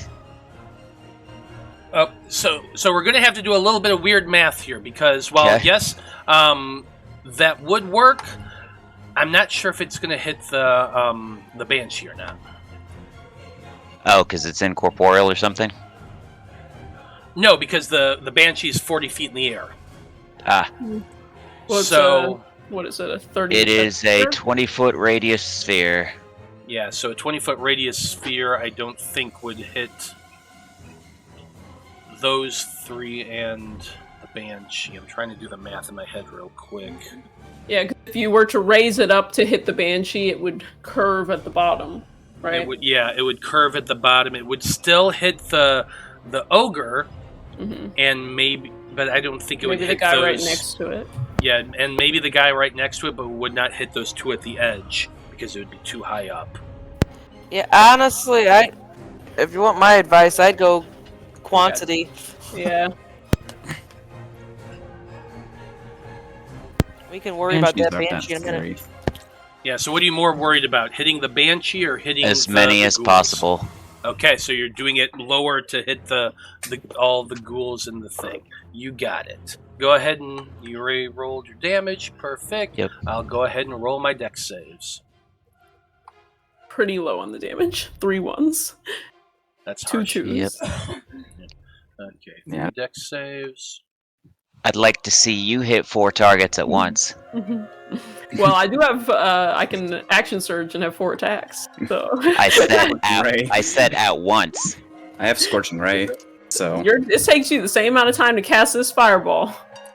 Okay, so the first gas does succeed. However, the damage is still enough to kill it. The other 2 ghasts both failed, but they are still up.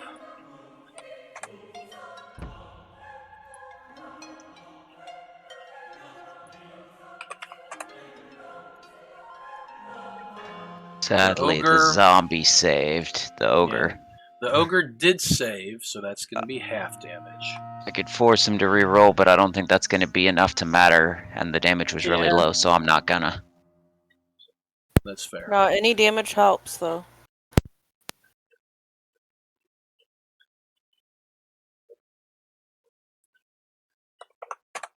Okay, so there you go. That's it for your action. You do still have movement bonus action. Yeah, I'm going to bonus action attempt to shove this guy away from me. That's fair. So is that what's the check for Strength save. that? Got it.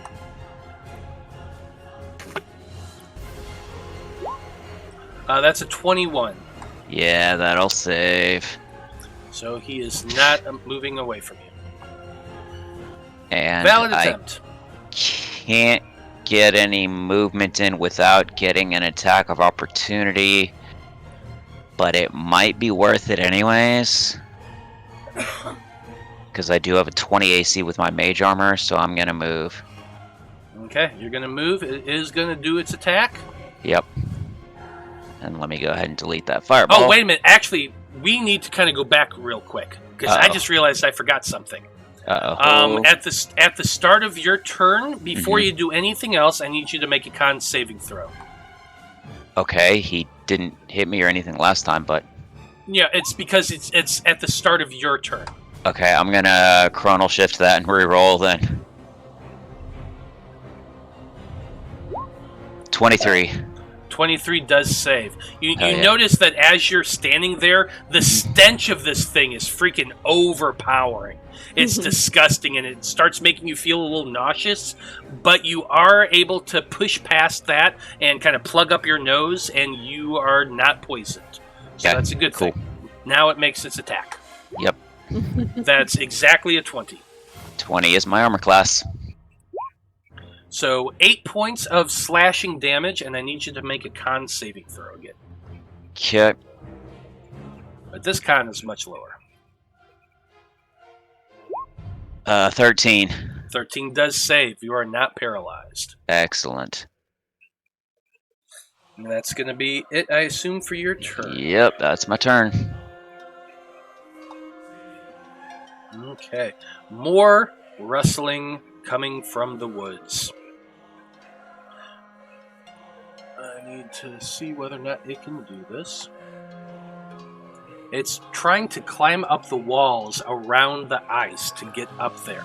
It has these vines, which does definitely give it advantage to make this athletics check. But it's still not enough. The ice is too thick. It's trying to climb up it, but it cannot.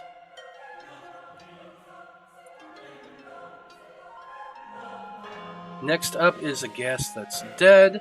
Okay, so next up in turn order is that dude in the robes that y'all saw standing behind Bendleton. Yep. He, looking at all of you and scowls very darkly. And let's see what he's gonna do. He's just pissed because he's not even good enough for them to make him one of the 5-star knights. I don't think this guy could wear armor if he tried. Dude would crumple, honestly. Yeah, fall down into little pieces. Oh yeah, it's gonna go ahead and cast a Cone of Cold. Oh, that's fun.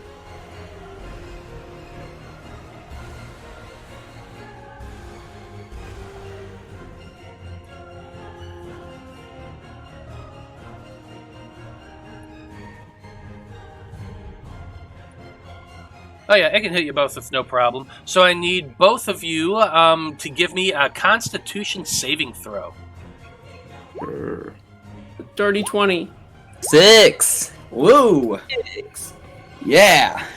Damn it. I accidentally rolled that to GM.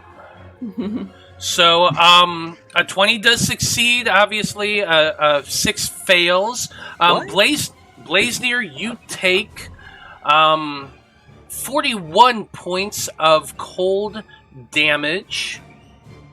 And Ichabod, you're going to take 20. Alright. Oh. That's fun, that's fun. Mm-hmm. He is then going to move back a little bit, kind of keep himself between, keep this big old mound of vines and plant growth that is growing up underneath the tip of the Dreamroot. Trying to keep that between y'all. I'd be scared of me too. Do we have anything else on his?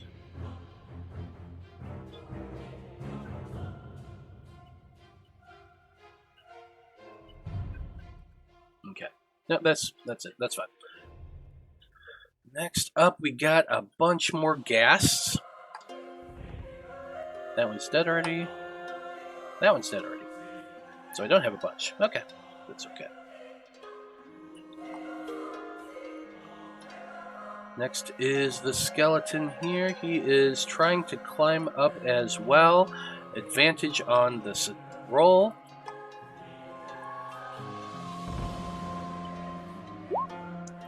But somehow I rolled a 7. God damn. So that's another failure. Okay. Next up, we're coming to Morden Bendleton's turn.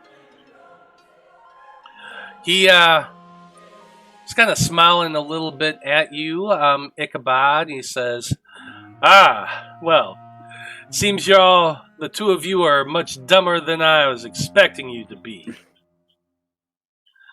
Well, that's a shame, but it's okay. As he also casts Cone of Cold at the two of you. So, con saving throws from the both of you. I'm not 26. 18. His might actually hit the guy. Yeah, it would, so I need the Banshee to make one as well. Uh-huh. Now who's dumb?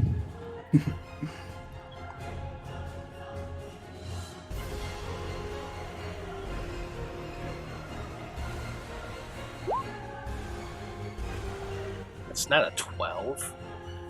How the fuck does it say his DC is 12?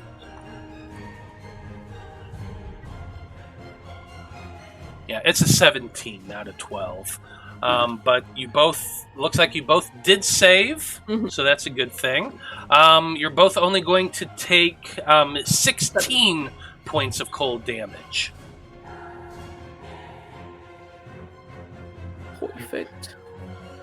That's fine. That's fine. That's fine. It's all good and fine.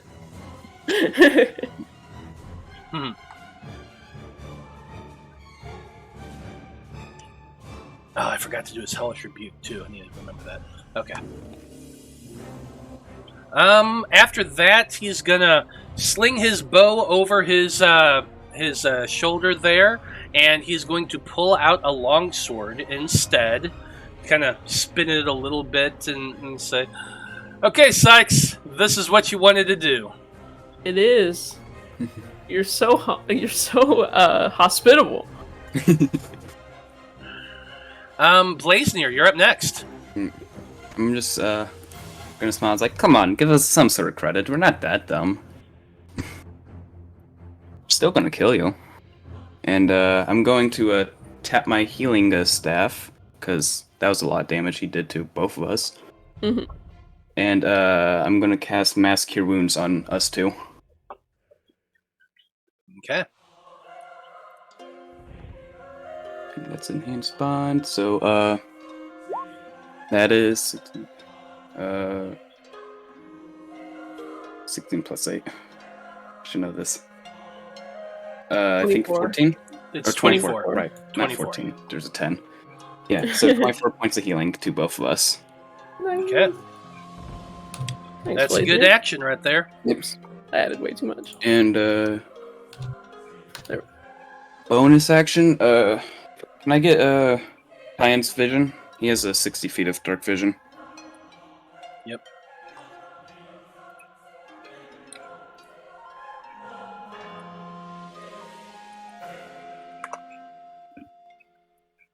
There you go. Thank you. Alright. He's gonna make his way to right there and shoot a flame seed at the ogre. Okay. So 21 to hit and 9 damage. 9 points of fire damage because 21 definitely hits. You shoot that little ball of flame out of your familiar's mouth. It strikes the ogre. It actually seems to do a little bit. Oh, wait a minute. No, it doesn't. No, sorry. It does. I was like, ooh, Okay. weakness? We're getting weaknesses here? Nope, it didn't have Vulnerability? weakness. It Fair didn't enough. have weakness. I thought for a second it did, but it was something else I was thinking of. Yeah. And Okay. movement. Sorry. No worries. Go ahead and do your movement if you're wanting to do it. Yeah, I just wanna. I don't want to get. I want to get further away, but I don't want to get too far away. Yeah, You could start circling around. 20. 25. I'll get right there. Okay, you get yourself a little bit closer to that old scaffolding that's been left here since the beginning when you first found this area. It's just a wooden planks and a ladder going up to a little platform that's kind of puts you about half of the distance between the Dreamroot and the ground. Next up, we have another ghast, the one that Corrin had just disappeared from. Yeah, like, honestly, there's the... I can't decide between targets. I guess it's gonna... can't decide whether you should live or die. Would it see Kyan as the threat? That's the because the Kyan is flying around and did shoot a seed. Let's see how intelligent these guys are. They got average intelligence. Let's just do a roll. 14. I'm going to say that yes, he does perceive Kyan as a threat. It's going to come rushing up towards it. It's going to be making a claw attack against Kyan. That's a nat 20. No, I should have used that one on Lapis. This Damn. gas has a plus 12 to hit. Sorry, little buddy. Sucks to be you. That's more than Bendleton has to hit. Mm-hmm. These things are souped up. Kind of crazy. That's 13 points Almost of damage. as though they were enhanced before being placed here. 13 points of damage to Kyan. Is it still up? Yeah. Okay. There's a con save, and he's paralyzed. Okay. He is paralyzed. Thank you for that. I forgot to ask for it. Immediately, your familiar just freezes in place. Was it flying at the time? Probably like 5 feet in the air. Okay, Not very 5 high. feet. Yeah, not very high, but just for thematics, once it's paralyzed, it falls to the ground. Doesn't take any damage. It's only 5 feet, but still. Since it is paralyzed, it does get advantage on the bite attack. That's an 18, which I assume hits. Yeah. 8 points of piercing damage. Sure.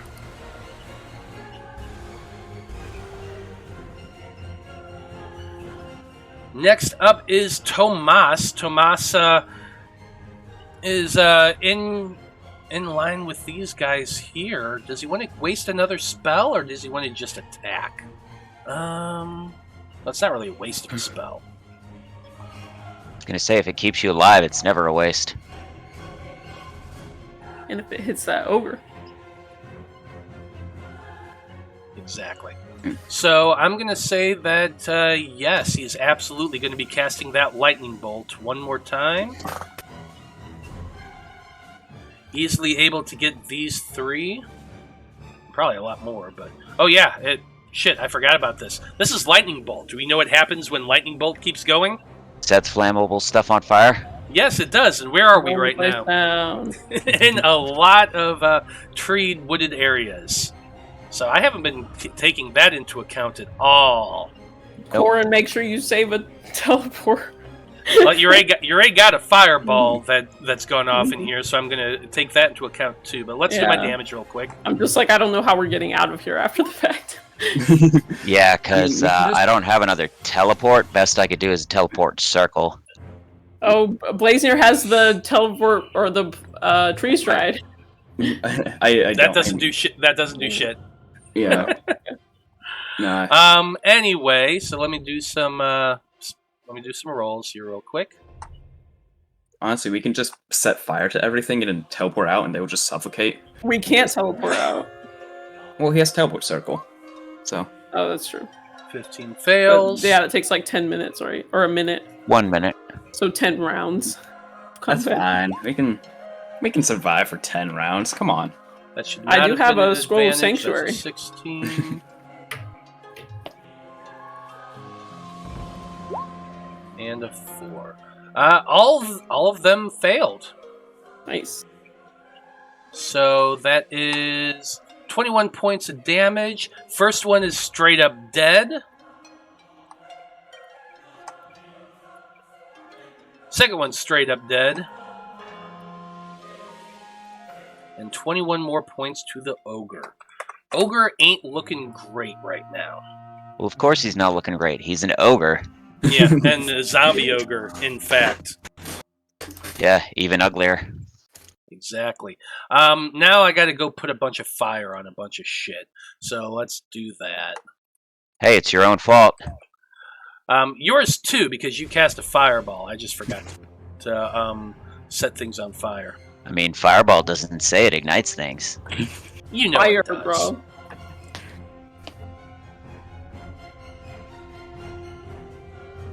Fire! Fire!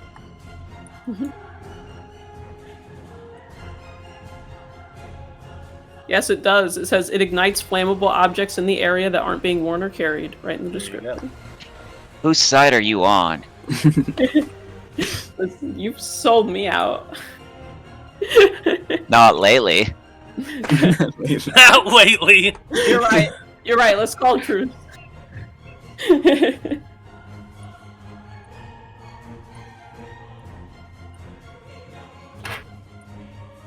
Pretty sure that's about where the fireball was.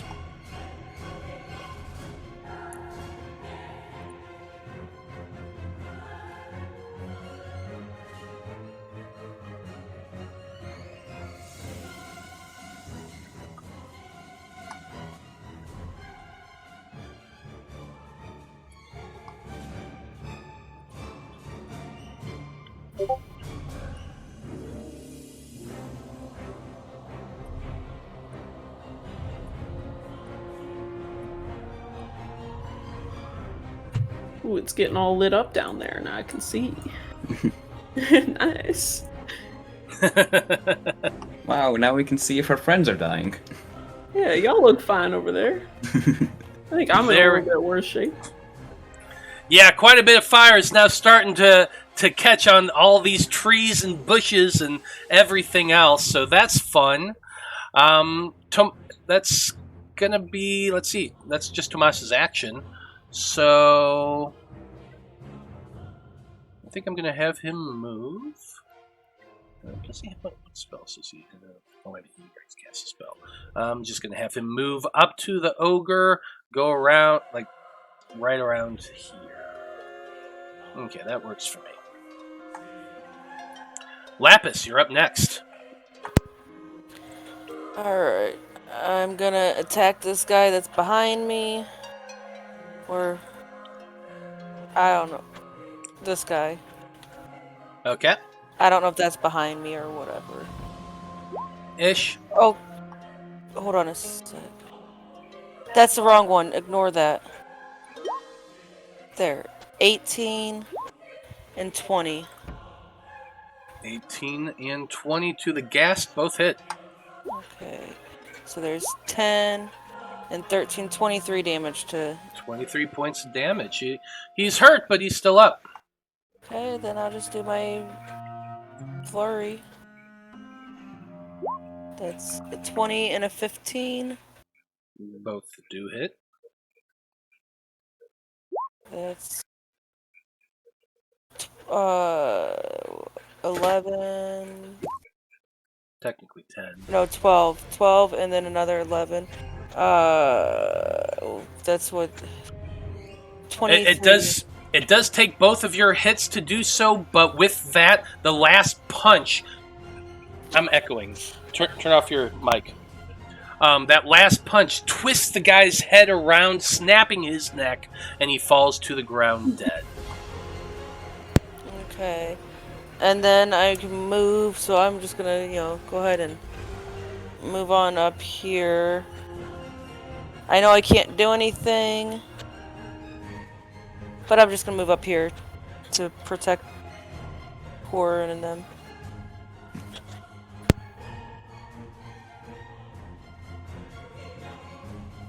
Okay, that's fair. Well, next up we got a bunch of skeletons that are going to be moving in this direction.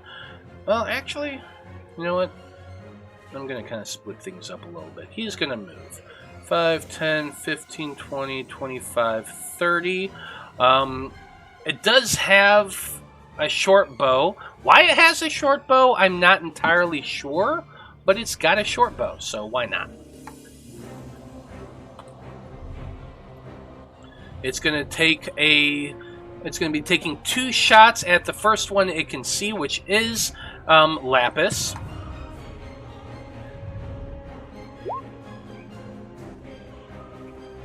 Man, that should not have been to GM. That's a 25 to hit. Wow. And a nat 20 for a 26 to hit. I rolled a 19 and a 20. Okay, are you doing that on the first one or the second one? I'll do it on the second one. Fair enough. So the first one is 7 points of piercing damage. Only 6 for the crit. So you can reduce one. Going to reduce it. Chances are it's going to reduce it, but roll your D10. Monk level, so Yeah. Oh yeah, I think plus it's your monk impossible level. that you can't. Your third. Yeah. Yeah. So just no matter what, you can easily grab that.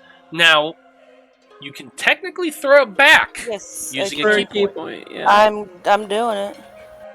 You gotta. Yeah. Wait, but I do take that 7 points of damage, You correct? did take the first 7 points of damage. Yes. Okay. Make the attack with this proficiency. So what do I roll then to see if that hits him? Because I'm assuming. So you're just going to make a ranged attack. So it's going to be Strength and proficiency or dex and proficiency? Dex plus proficiency.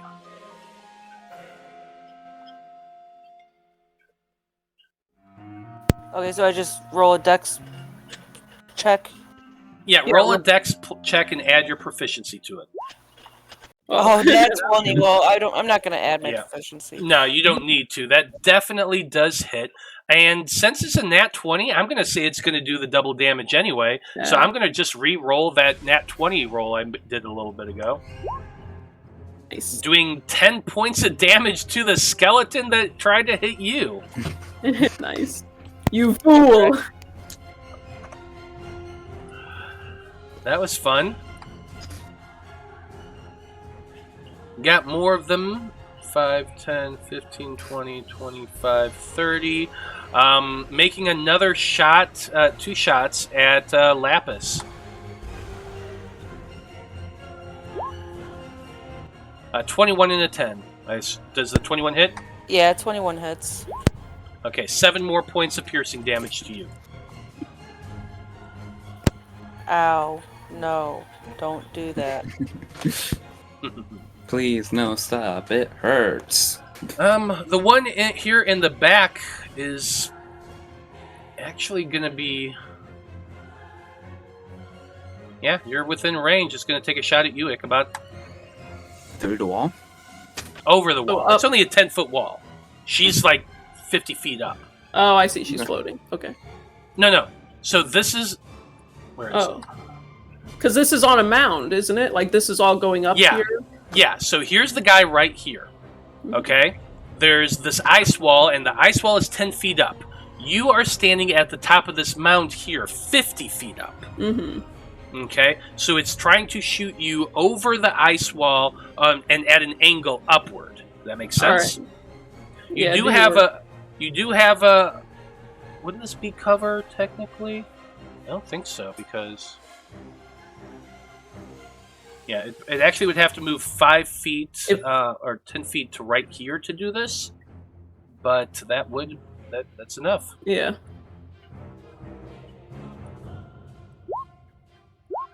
I rolled a 7 and a 22. Does a 22 hit?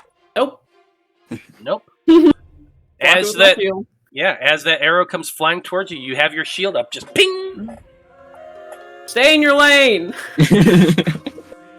Can you see something's going on up here? Grab This a ain't bow. your fight. Get out. Just go home. How dare the allies attack you? Yeah. Attack the other people. Well, it is your turn, Ichabod. So what are you doing? Okay, I think I am going to attack with my sword. If you can believe it. You know what? That blows my mind. No, absolutely mind-boggling. I don't believe you. 29, I am going to expend a superiority die. And I think a first level spell slot to smite this idiot. Kill him. 29 is definitely going to hit. Okay, so I'm just going to roll the damage and then do the other stuff separate. Okay, so that's, 21 damage just from the sword, plus my first level Divine Smite for 10 more radiant damage, Nice. plus the superiority die for another one, but he has to make a strength saving throw. Okay. It's ridiculous. 32 damage.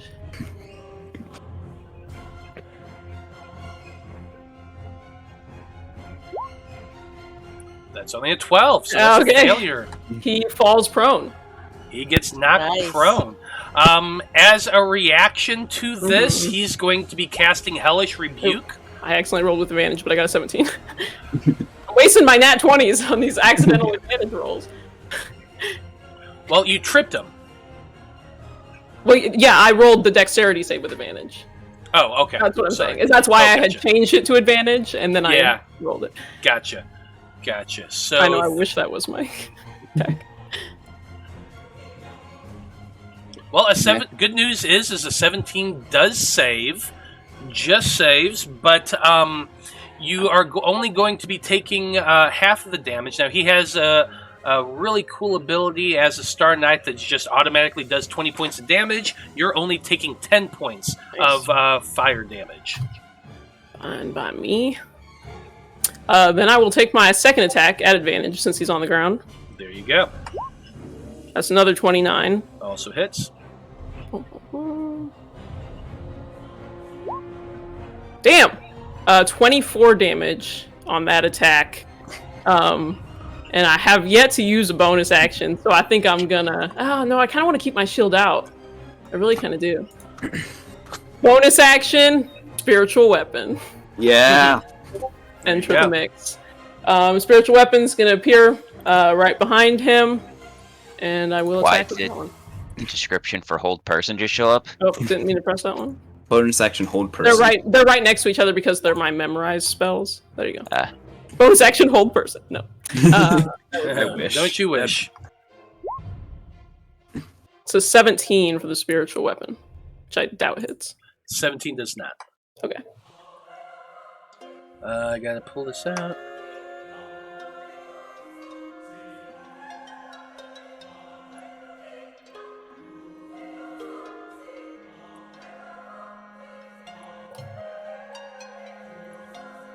Okay, now you can control your little spiritual weapon. It's on the thing. Yeah. And he's looking moderate, hurt. Hurt-ish. Yeah. I'll take it. Hurt-ish. I'm also hurt-ish. Yeah, exactly. So that's going to be it for your turn. Next up, we've got the zombie ogre. He's got two people right in front of him, so he's just going to be, smashing around with those vines of his. If it's too late, tell me, but can I action surge? Since he's on the ground? I want You that say- advantage. Yeah, but you said that after I moved to... You already said... Well, I didn't want to interrupt you while you were talking. It's a too late. Yeah, you already said that's your turn. Man. It is the zombie ogre's turn. It's alright, you'll probably trip him again. Yeah, I highly doubt that. That's to Lapis, 23 to hit, and a 14 I assume misses, but does that 23 hit? Yeah, you know it does. 15 points of bludgeoning plus 4 points of poison, and I need you to make a dex saving throw, please. Hold on a second. I will take that 15 or 14 damage, but I'm not taking that. Or no, I'll take the 15 damage, but I'm not taking the 4. Yep, because you are immune to poison as a monk.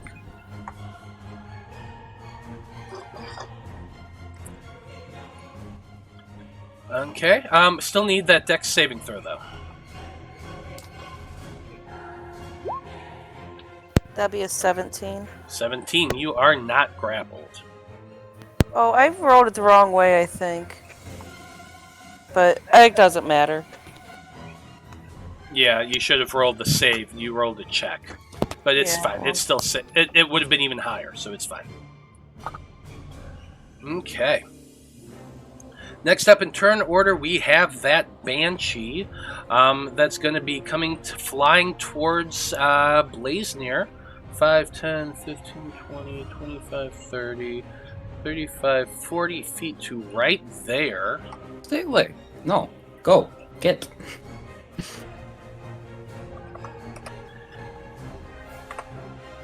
Technically, it's hovering 10 feet above your level, so it's just kind of right above you. It is then...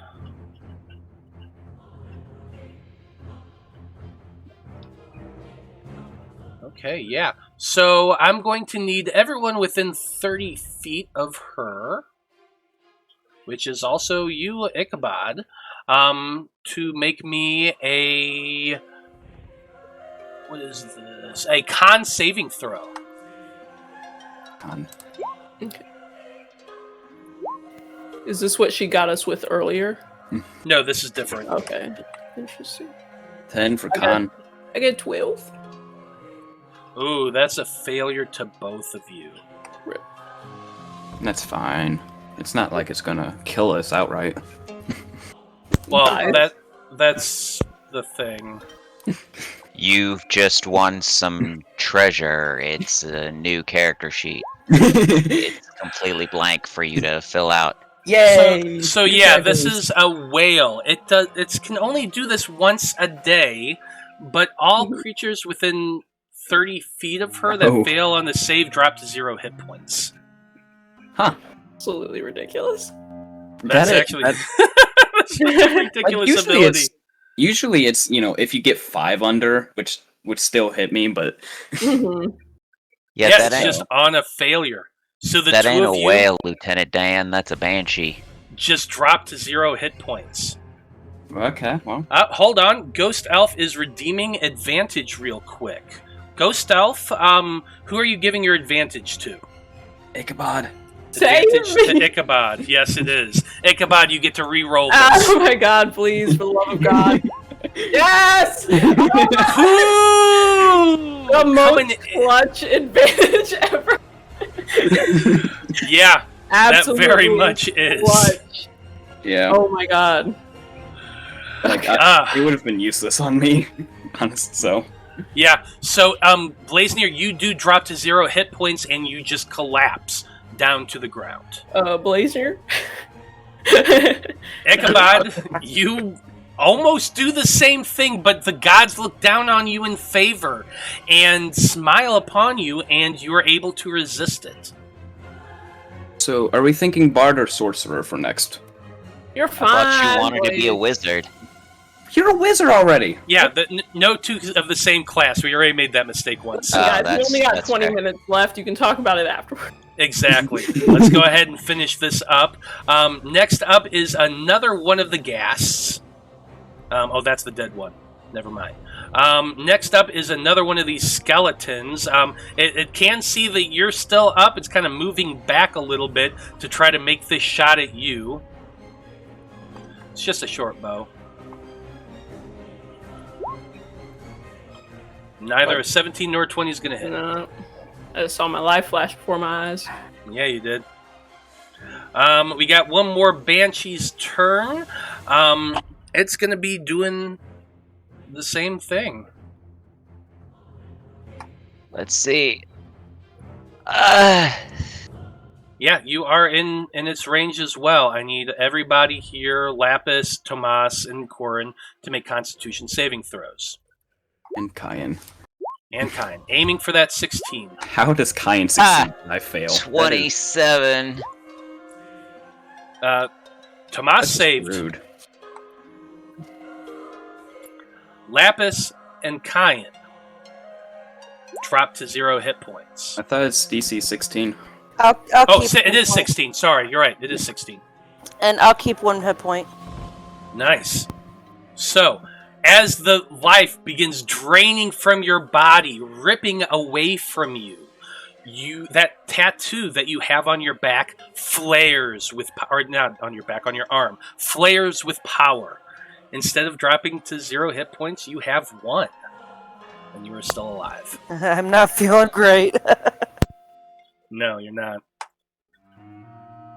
We got some more skeletons' turn. It's the last one at the bottom of turn order. And it's going to just take a couple shots at you. Or it's going to move up back 1. And then Take a couple shots at Blaznir. They can't see You it, know. Blaznir. Blaznir's on the ground, unfortunately. Get those extra failed death saves on him. 10 and a 14. More arrows are coming at you, Ichabod, but they're not even coming near you.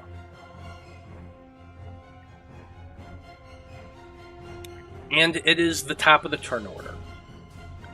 At the top of the turn order, that root that you've been standing under, Ichabod, begins to flash with a light that just seems to pulse a little bit more, a little bit more. And this glowing light begins to form, spreading down the root, almost to form like a droplet. It at first seems like water, maybe, but as it drops downward, it flares and spreads outward, creating a whoosh of bright light and energy that swirls in the space between the root and the platform. This energy begins to swirl around and around like one of those Rick and Morty portals, but it's bright blue and purple in color, and it looks, well, something like this. A portal. As this happens, Bendleton looks directly at you, Ichabod, and he says, It seems they're progressing significantly. Mm-hmm. Is that your escape route? If I have to use it, I suppose I will. Oh, of course. Expect nothing less from the coward of the 7 seas. Your friend's looking a little under the weather over there. Well, thanks for telling me. I couldn't quite tell what happened. Next up, we've got at the top of the turn order, or next in the turn order, a vine skeleton. It's going to be moving 5, 10, 15, 20, 25, 30. Can't quite get to anybody. So it's going to be using the bow. And it's going to be shooting, well, actually, no, it should not be there. It should be right there. Yeah. So it's going to be shooting at Lapis.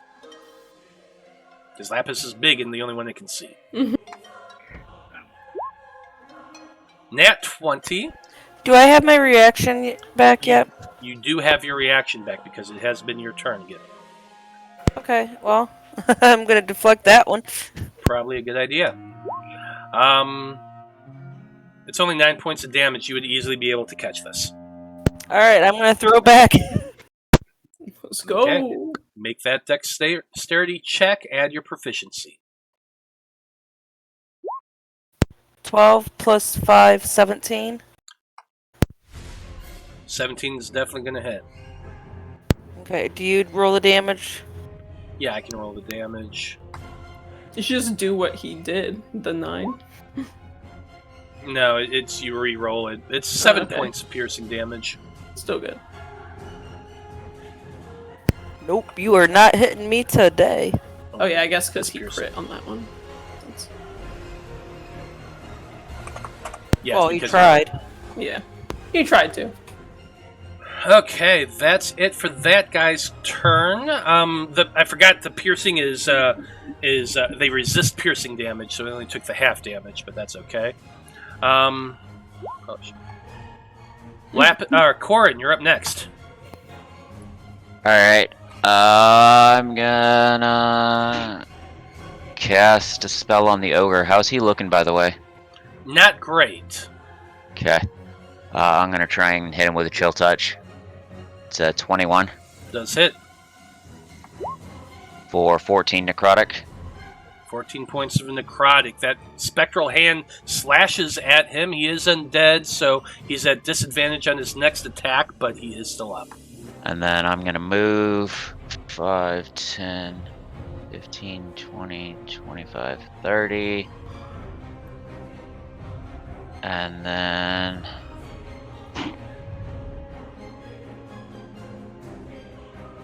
yeah, let me see how far I could get with this.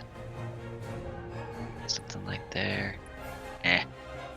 I'm gonna end my turn. Okay. I forgot to make the fires a little bit bigger at the start of the turn, but I'm doing that right now. Because the fire is slowly starting to spread. Mhm. That's okay.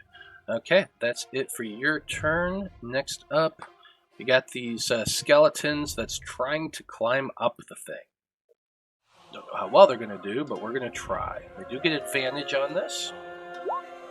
Hey, nat 20. So yes, he does.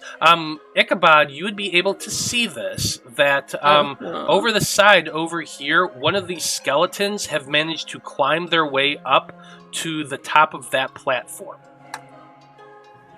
Okay. They basically were on the side of it, and he's been trying to climb up for the last couple rounds, but he's finally managed to get up there. He's going to then move. That was 15 feet. Every day he's shambling. That was his action and movement. Okay, we've got the Evoker next. What would the Evoker do in this situation? Evoke urine. Because he is afraid. Jump in the portal. Actually, what he's going to be doing is he's casting Bigby's Hand. Mm-hmm.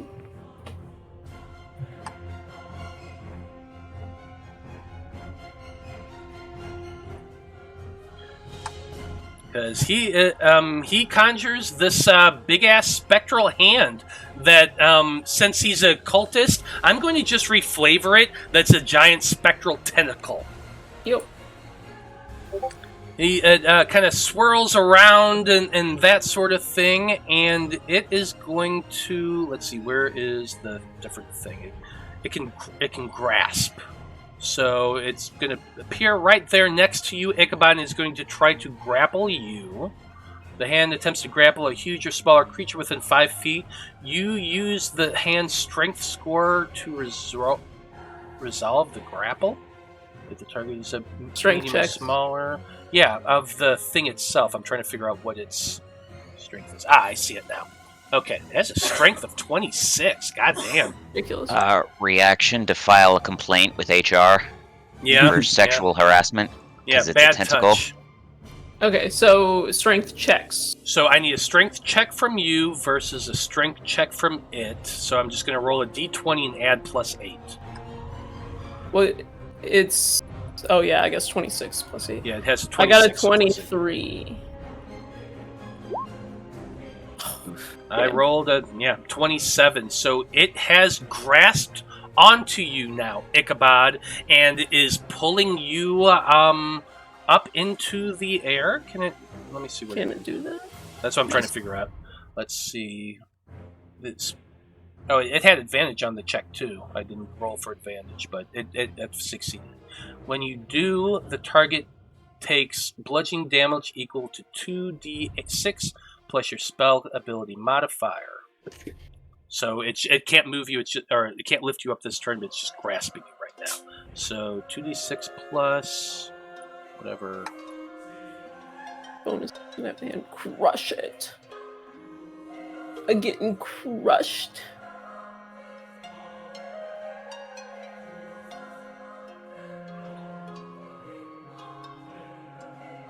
Oof, owie, my bones. 2d6 plus 3. Okay. So 8 points of bludgeoning damage. Alright. And it is now holding you in place. Good thing it doesn't add its strength score to that. Yeah, no kidding. Spellcasting ability. 5, 10. The evoker is then going to move over. Well, that thing's in the way. That's kind of a pain in the ass. So 5, 10. I'm going to count this as difficult terrain.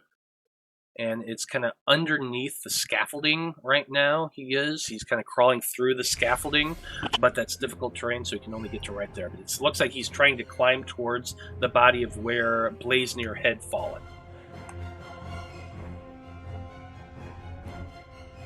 Next up, we got another of those skeletons. It's going to be trying to climb up the wall.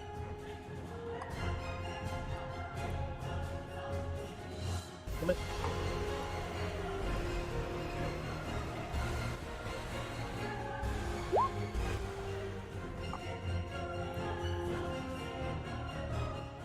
14 is enough to get up that wall. Oh, wait a minute, no. I set the DC to 16. It's not enough. So it is still trying to climb up that wall, but is unable to do so. Now we got Morden Bendleton. A long sword. Let's see what you can do with it.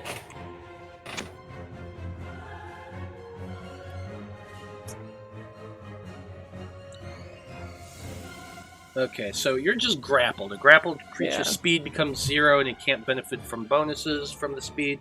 The condition ends if the grapple is impassively.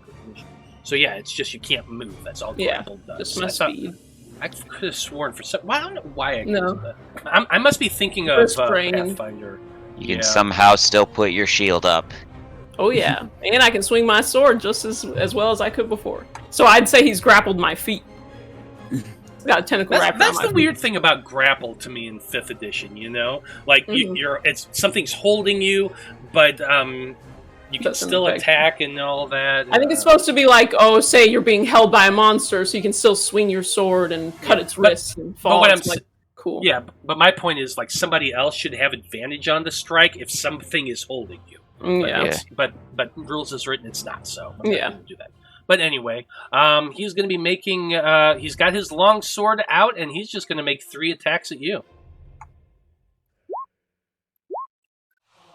18, 25, and a 29. The last 2 hit. Okay. So roll damage for that first one that hits me. Okay. So Thank 6 you. points of slashing and 6 12 points of damage. cold. I have a repulsion shield, so I use my reaction to push him 15 feet back, no save, which should throw him over the edge. Goodbye, Morden. Interesting. Okay.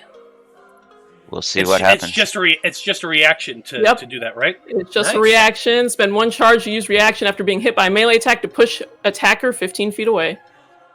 That came in clutch for you. You push him 15 Absolutely. feet away. 5, 10, 15. He goes flying over that edge and starts tumbling downward. Ah! I'll see you in a few!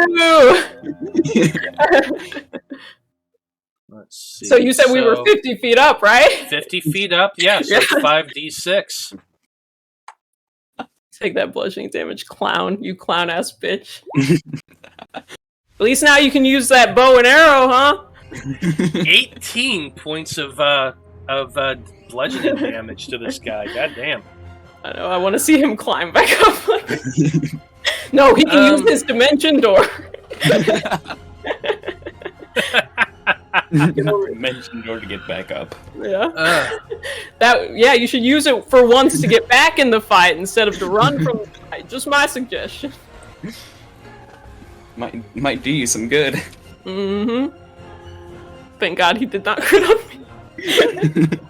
God bless America. Yeah, you're lucky that he didn't crit on the second attack, not the third. I know. I still would have thrown him, but like, Just been more damage, yeah. Yeah. So he has to then stand up and use half his movement to stand up. Which he already used half his movement to stand up from prone at the beginning of his turn. Yes, so. he did. So he has no more movement left. He's kind of can't really attack again, so he's stuck where he is. He's going to pull out his bow, but that's really it. I wish I could see the look on his face right now. Definitely annoyed. Definitely annoyed. You can imagine the look, honestly. I'm thinking about it. It makes me so happy. I guess you didn't want to fight man to man after all. Oh, I got tricks too, Morden. I got tricks too. I'm an underhanded little scoundrel. Indeed you are. Blaznir, it is your turn, and I'm going to need you to make a death save. 4. That's a failure. Wow. You good, fam? Hey, it could have been a natural one. It could have been. Kyan gets to make a con save against paralysis. Because he's still paralyzed. Oh, no, Yeah, he is. Poor buddy. And that's still, he is still paralyzed, unfortunately. That's it for your turn. Tomas he's heard a lot of stuff, but it's all echoey, and he's like, I don't know what's going on over there. I'm sure they're fine because they said they've got this, no problem. He hears us yelling taunts at each other. Yeah. They're fine, no problem. He's just going to go ahead and he's got his spear out. He's going to start using it. He's not going to cast another spell. And then again, actually, no, he's not going to attack. Lapis, you look pretty effed up right now, don't you? Yeah, I have a hit point. This one. Just one. Well, one of the monsters uses the reaction kick them while they're down. Right. So Tomas is going to go ahead and use his action to heal you up a little bit, and he's like, we gotta keep you alive if we're gonna deal with all of this. He's gonna cast this at 2nd level.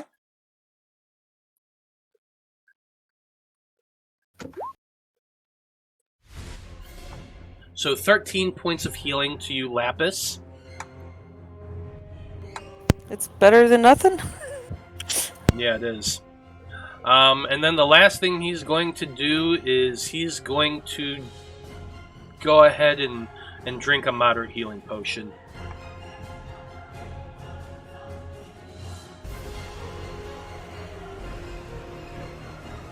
So that's 3d4 plus 3.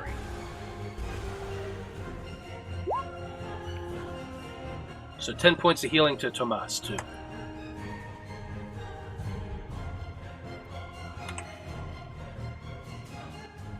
So that's action, bonus action. He's not going to bother moving. I can't waste another round like that, Lapis. But it is your... Well, not really a waste, but... He's calling it a waste because he had to heal you. Oh. Wow. I can feel the love. You're supposed to be the tank, and you're at 1 hit point, so... Okay, it's not my fault that somebody screamed. It's so hard I died. What, you're a monk, you haven't ever heard of punching them in the throat so they can't talk? Come on now. Well, we're almost out of time, so let's try to hurry this up real quick. Go ahead, Lapis. Okay, I'm gonna...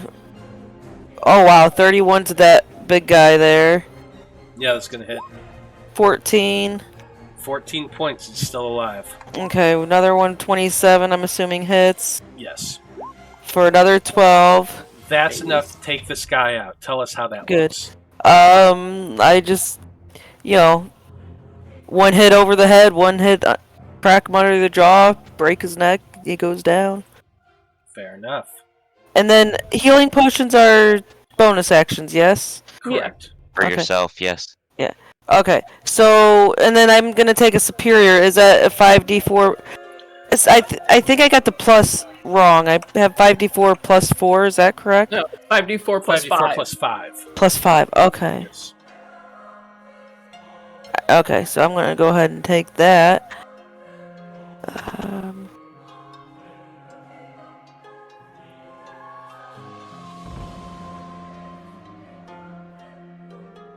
Bear with me here. I don't normally do this. Okay, there we go. 5d4. 13 plus 5, that's 18. 18. Mhm. Okay, that's it for your turn? Yep, that's it. Okay. We got some vine skeletons. That's the one that got shot back from Lapis. It's probably not going to shoot at Lapis again. Instead, it's going to shoot at Corrin.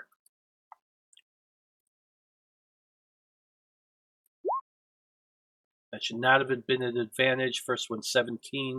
Will not hit. Second one's 20. 20 is my AC. 5 points of piercing damage. Okay. It's going to stay right where it is because I don't want to move. Next up is another one. That one, seeing you get hit, it's going to start moving towards you. 5, 10. Yeah, it's going to move to right here, and then it's going to whip at you with its Vine Whip. Okay.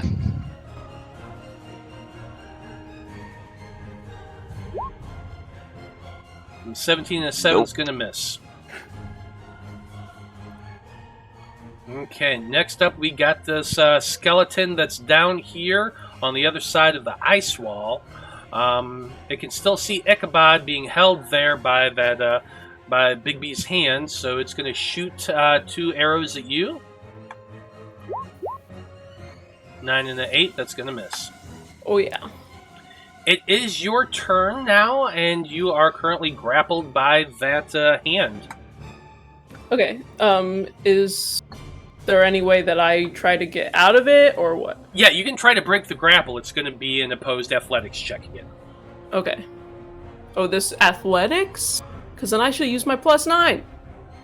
Okay. I will, and it's in my action, I imagine. Or is... Yeah, I think it is athletics, yeah. Bro. Yeah, and I don't that is think I going to ever be would have your gotten... action. I never would have gotten captured.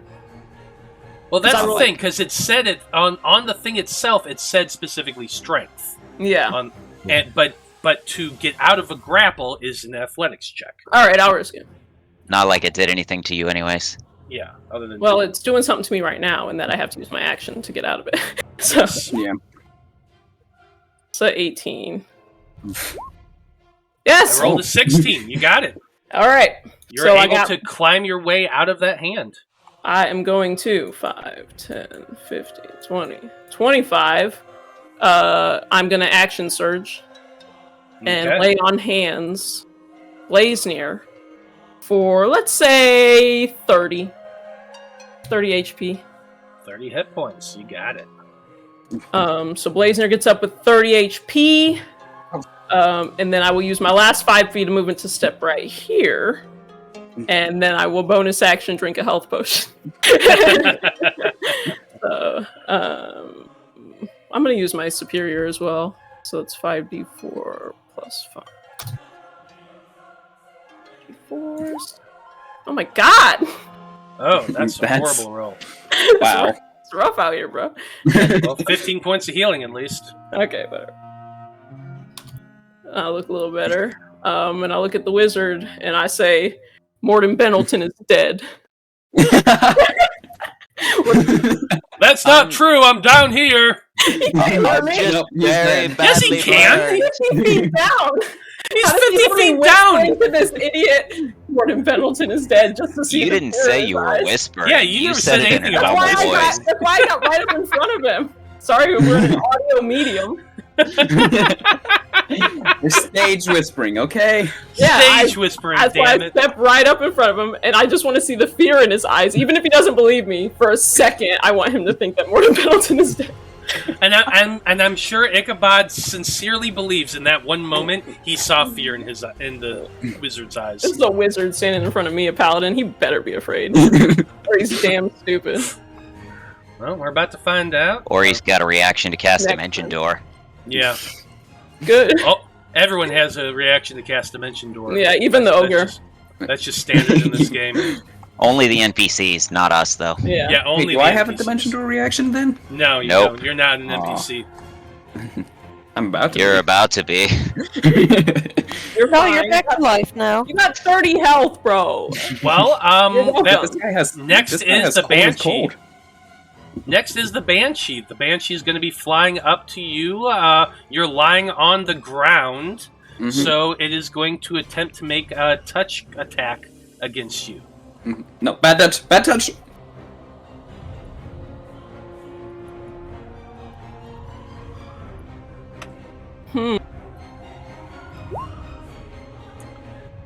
That's a 23. That's definitely going to hit. I am going to Sentinel. Can you do that when it's Yeah. on the opposite side? So it's within my range if it attacks somebody within 5 feet of me. So it's Blaznir is within 5 feet of me. I believe that's what it is. Yeah, pop it up. Let me take a look at that. Let me see. So I thought it has to be within within 5 feet of you. Oh yeah, you're right. When a creature within 5 feet of you makes an attack against a target other than you. So it's the creature has to be not who they're attacking. Yes. Okay, That's never mind. 12 points of necrotic damage, Blaznir. All right. But it's for its turn. Good thing I gave you that 30. I hope you got that healing staff on the ready. I don't have any more mass cure wounds. I Well, have the- it has other stuff, right? Yeah, I can expend. I have 3 charges left, so Nice. I can do a 2nd level or 3rd level cure wounds on myself. Yeah. I just Okay, that's good. don't know if I want to risk losing it.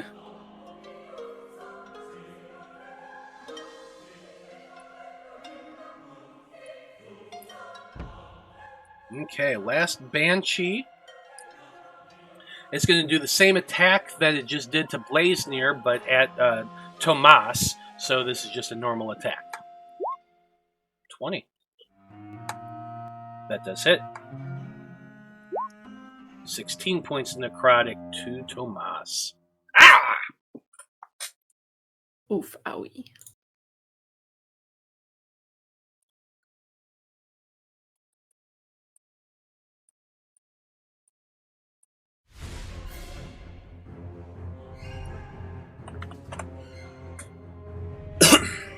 Okay.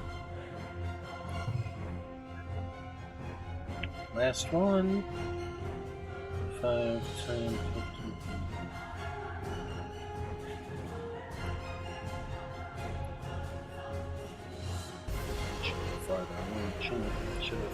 Okay. This last of the skeletons are just kind of moving around that area, around the ice to get better angles to shoot, to snipe. And that's it for the end of that turn order, which is where we're going to end things for tonight. Good. So, as you can see, we got Ichabod and Blaznir up on the mound, dealing with a little bit of stuff. They're not feeling great. On the other side, completely opposite end of the chamber, you've got Tomas, Lapis, and Corrin dealing with the rest of that group. It's looking kind of hairy for our heroes right now, but we're going to see what happens next week when we pick things up. So, thank you to everyone who watched this evening. We very much appreciate you tuning in and hanging out with all of us. Come back next week to find out what happens at the conclusion of this harrowing battle between Sir Morden Bendleton and a bunch of zombies and other stuff, and the Debauchery Circus. Somebody might die. Somebody might die. Oh. You never know. And You know that's what they watch us for. Mm-hmm. But once again, thank you to everyone who is watching. Have a great day, and we'll see you next week. Good night. night.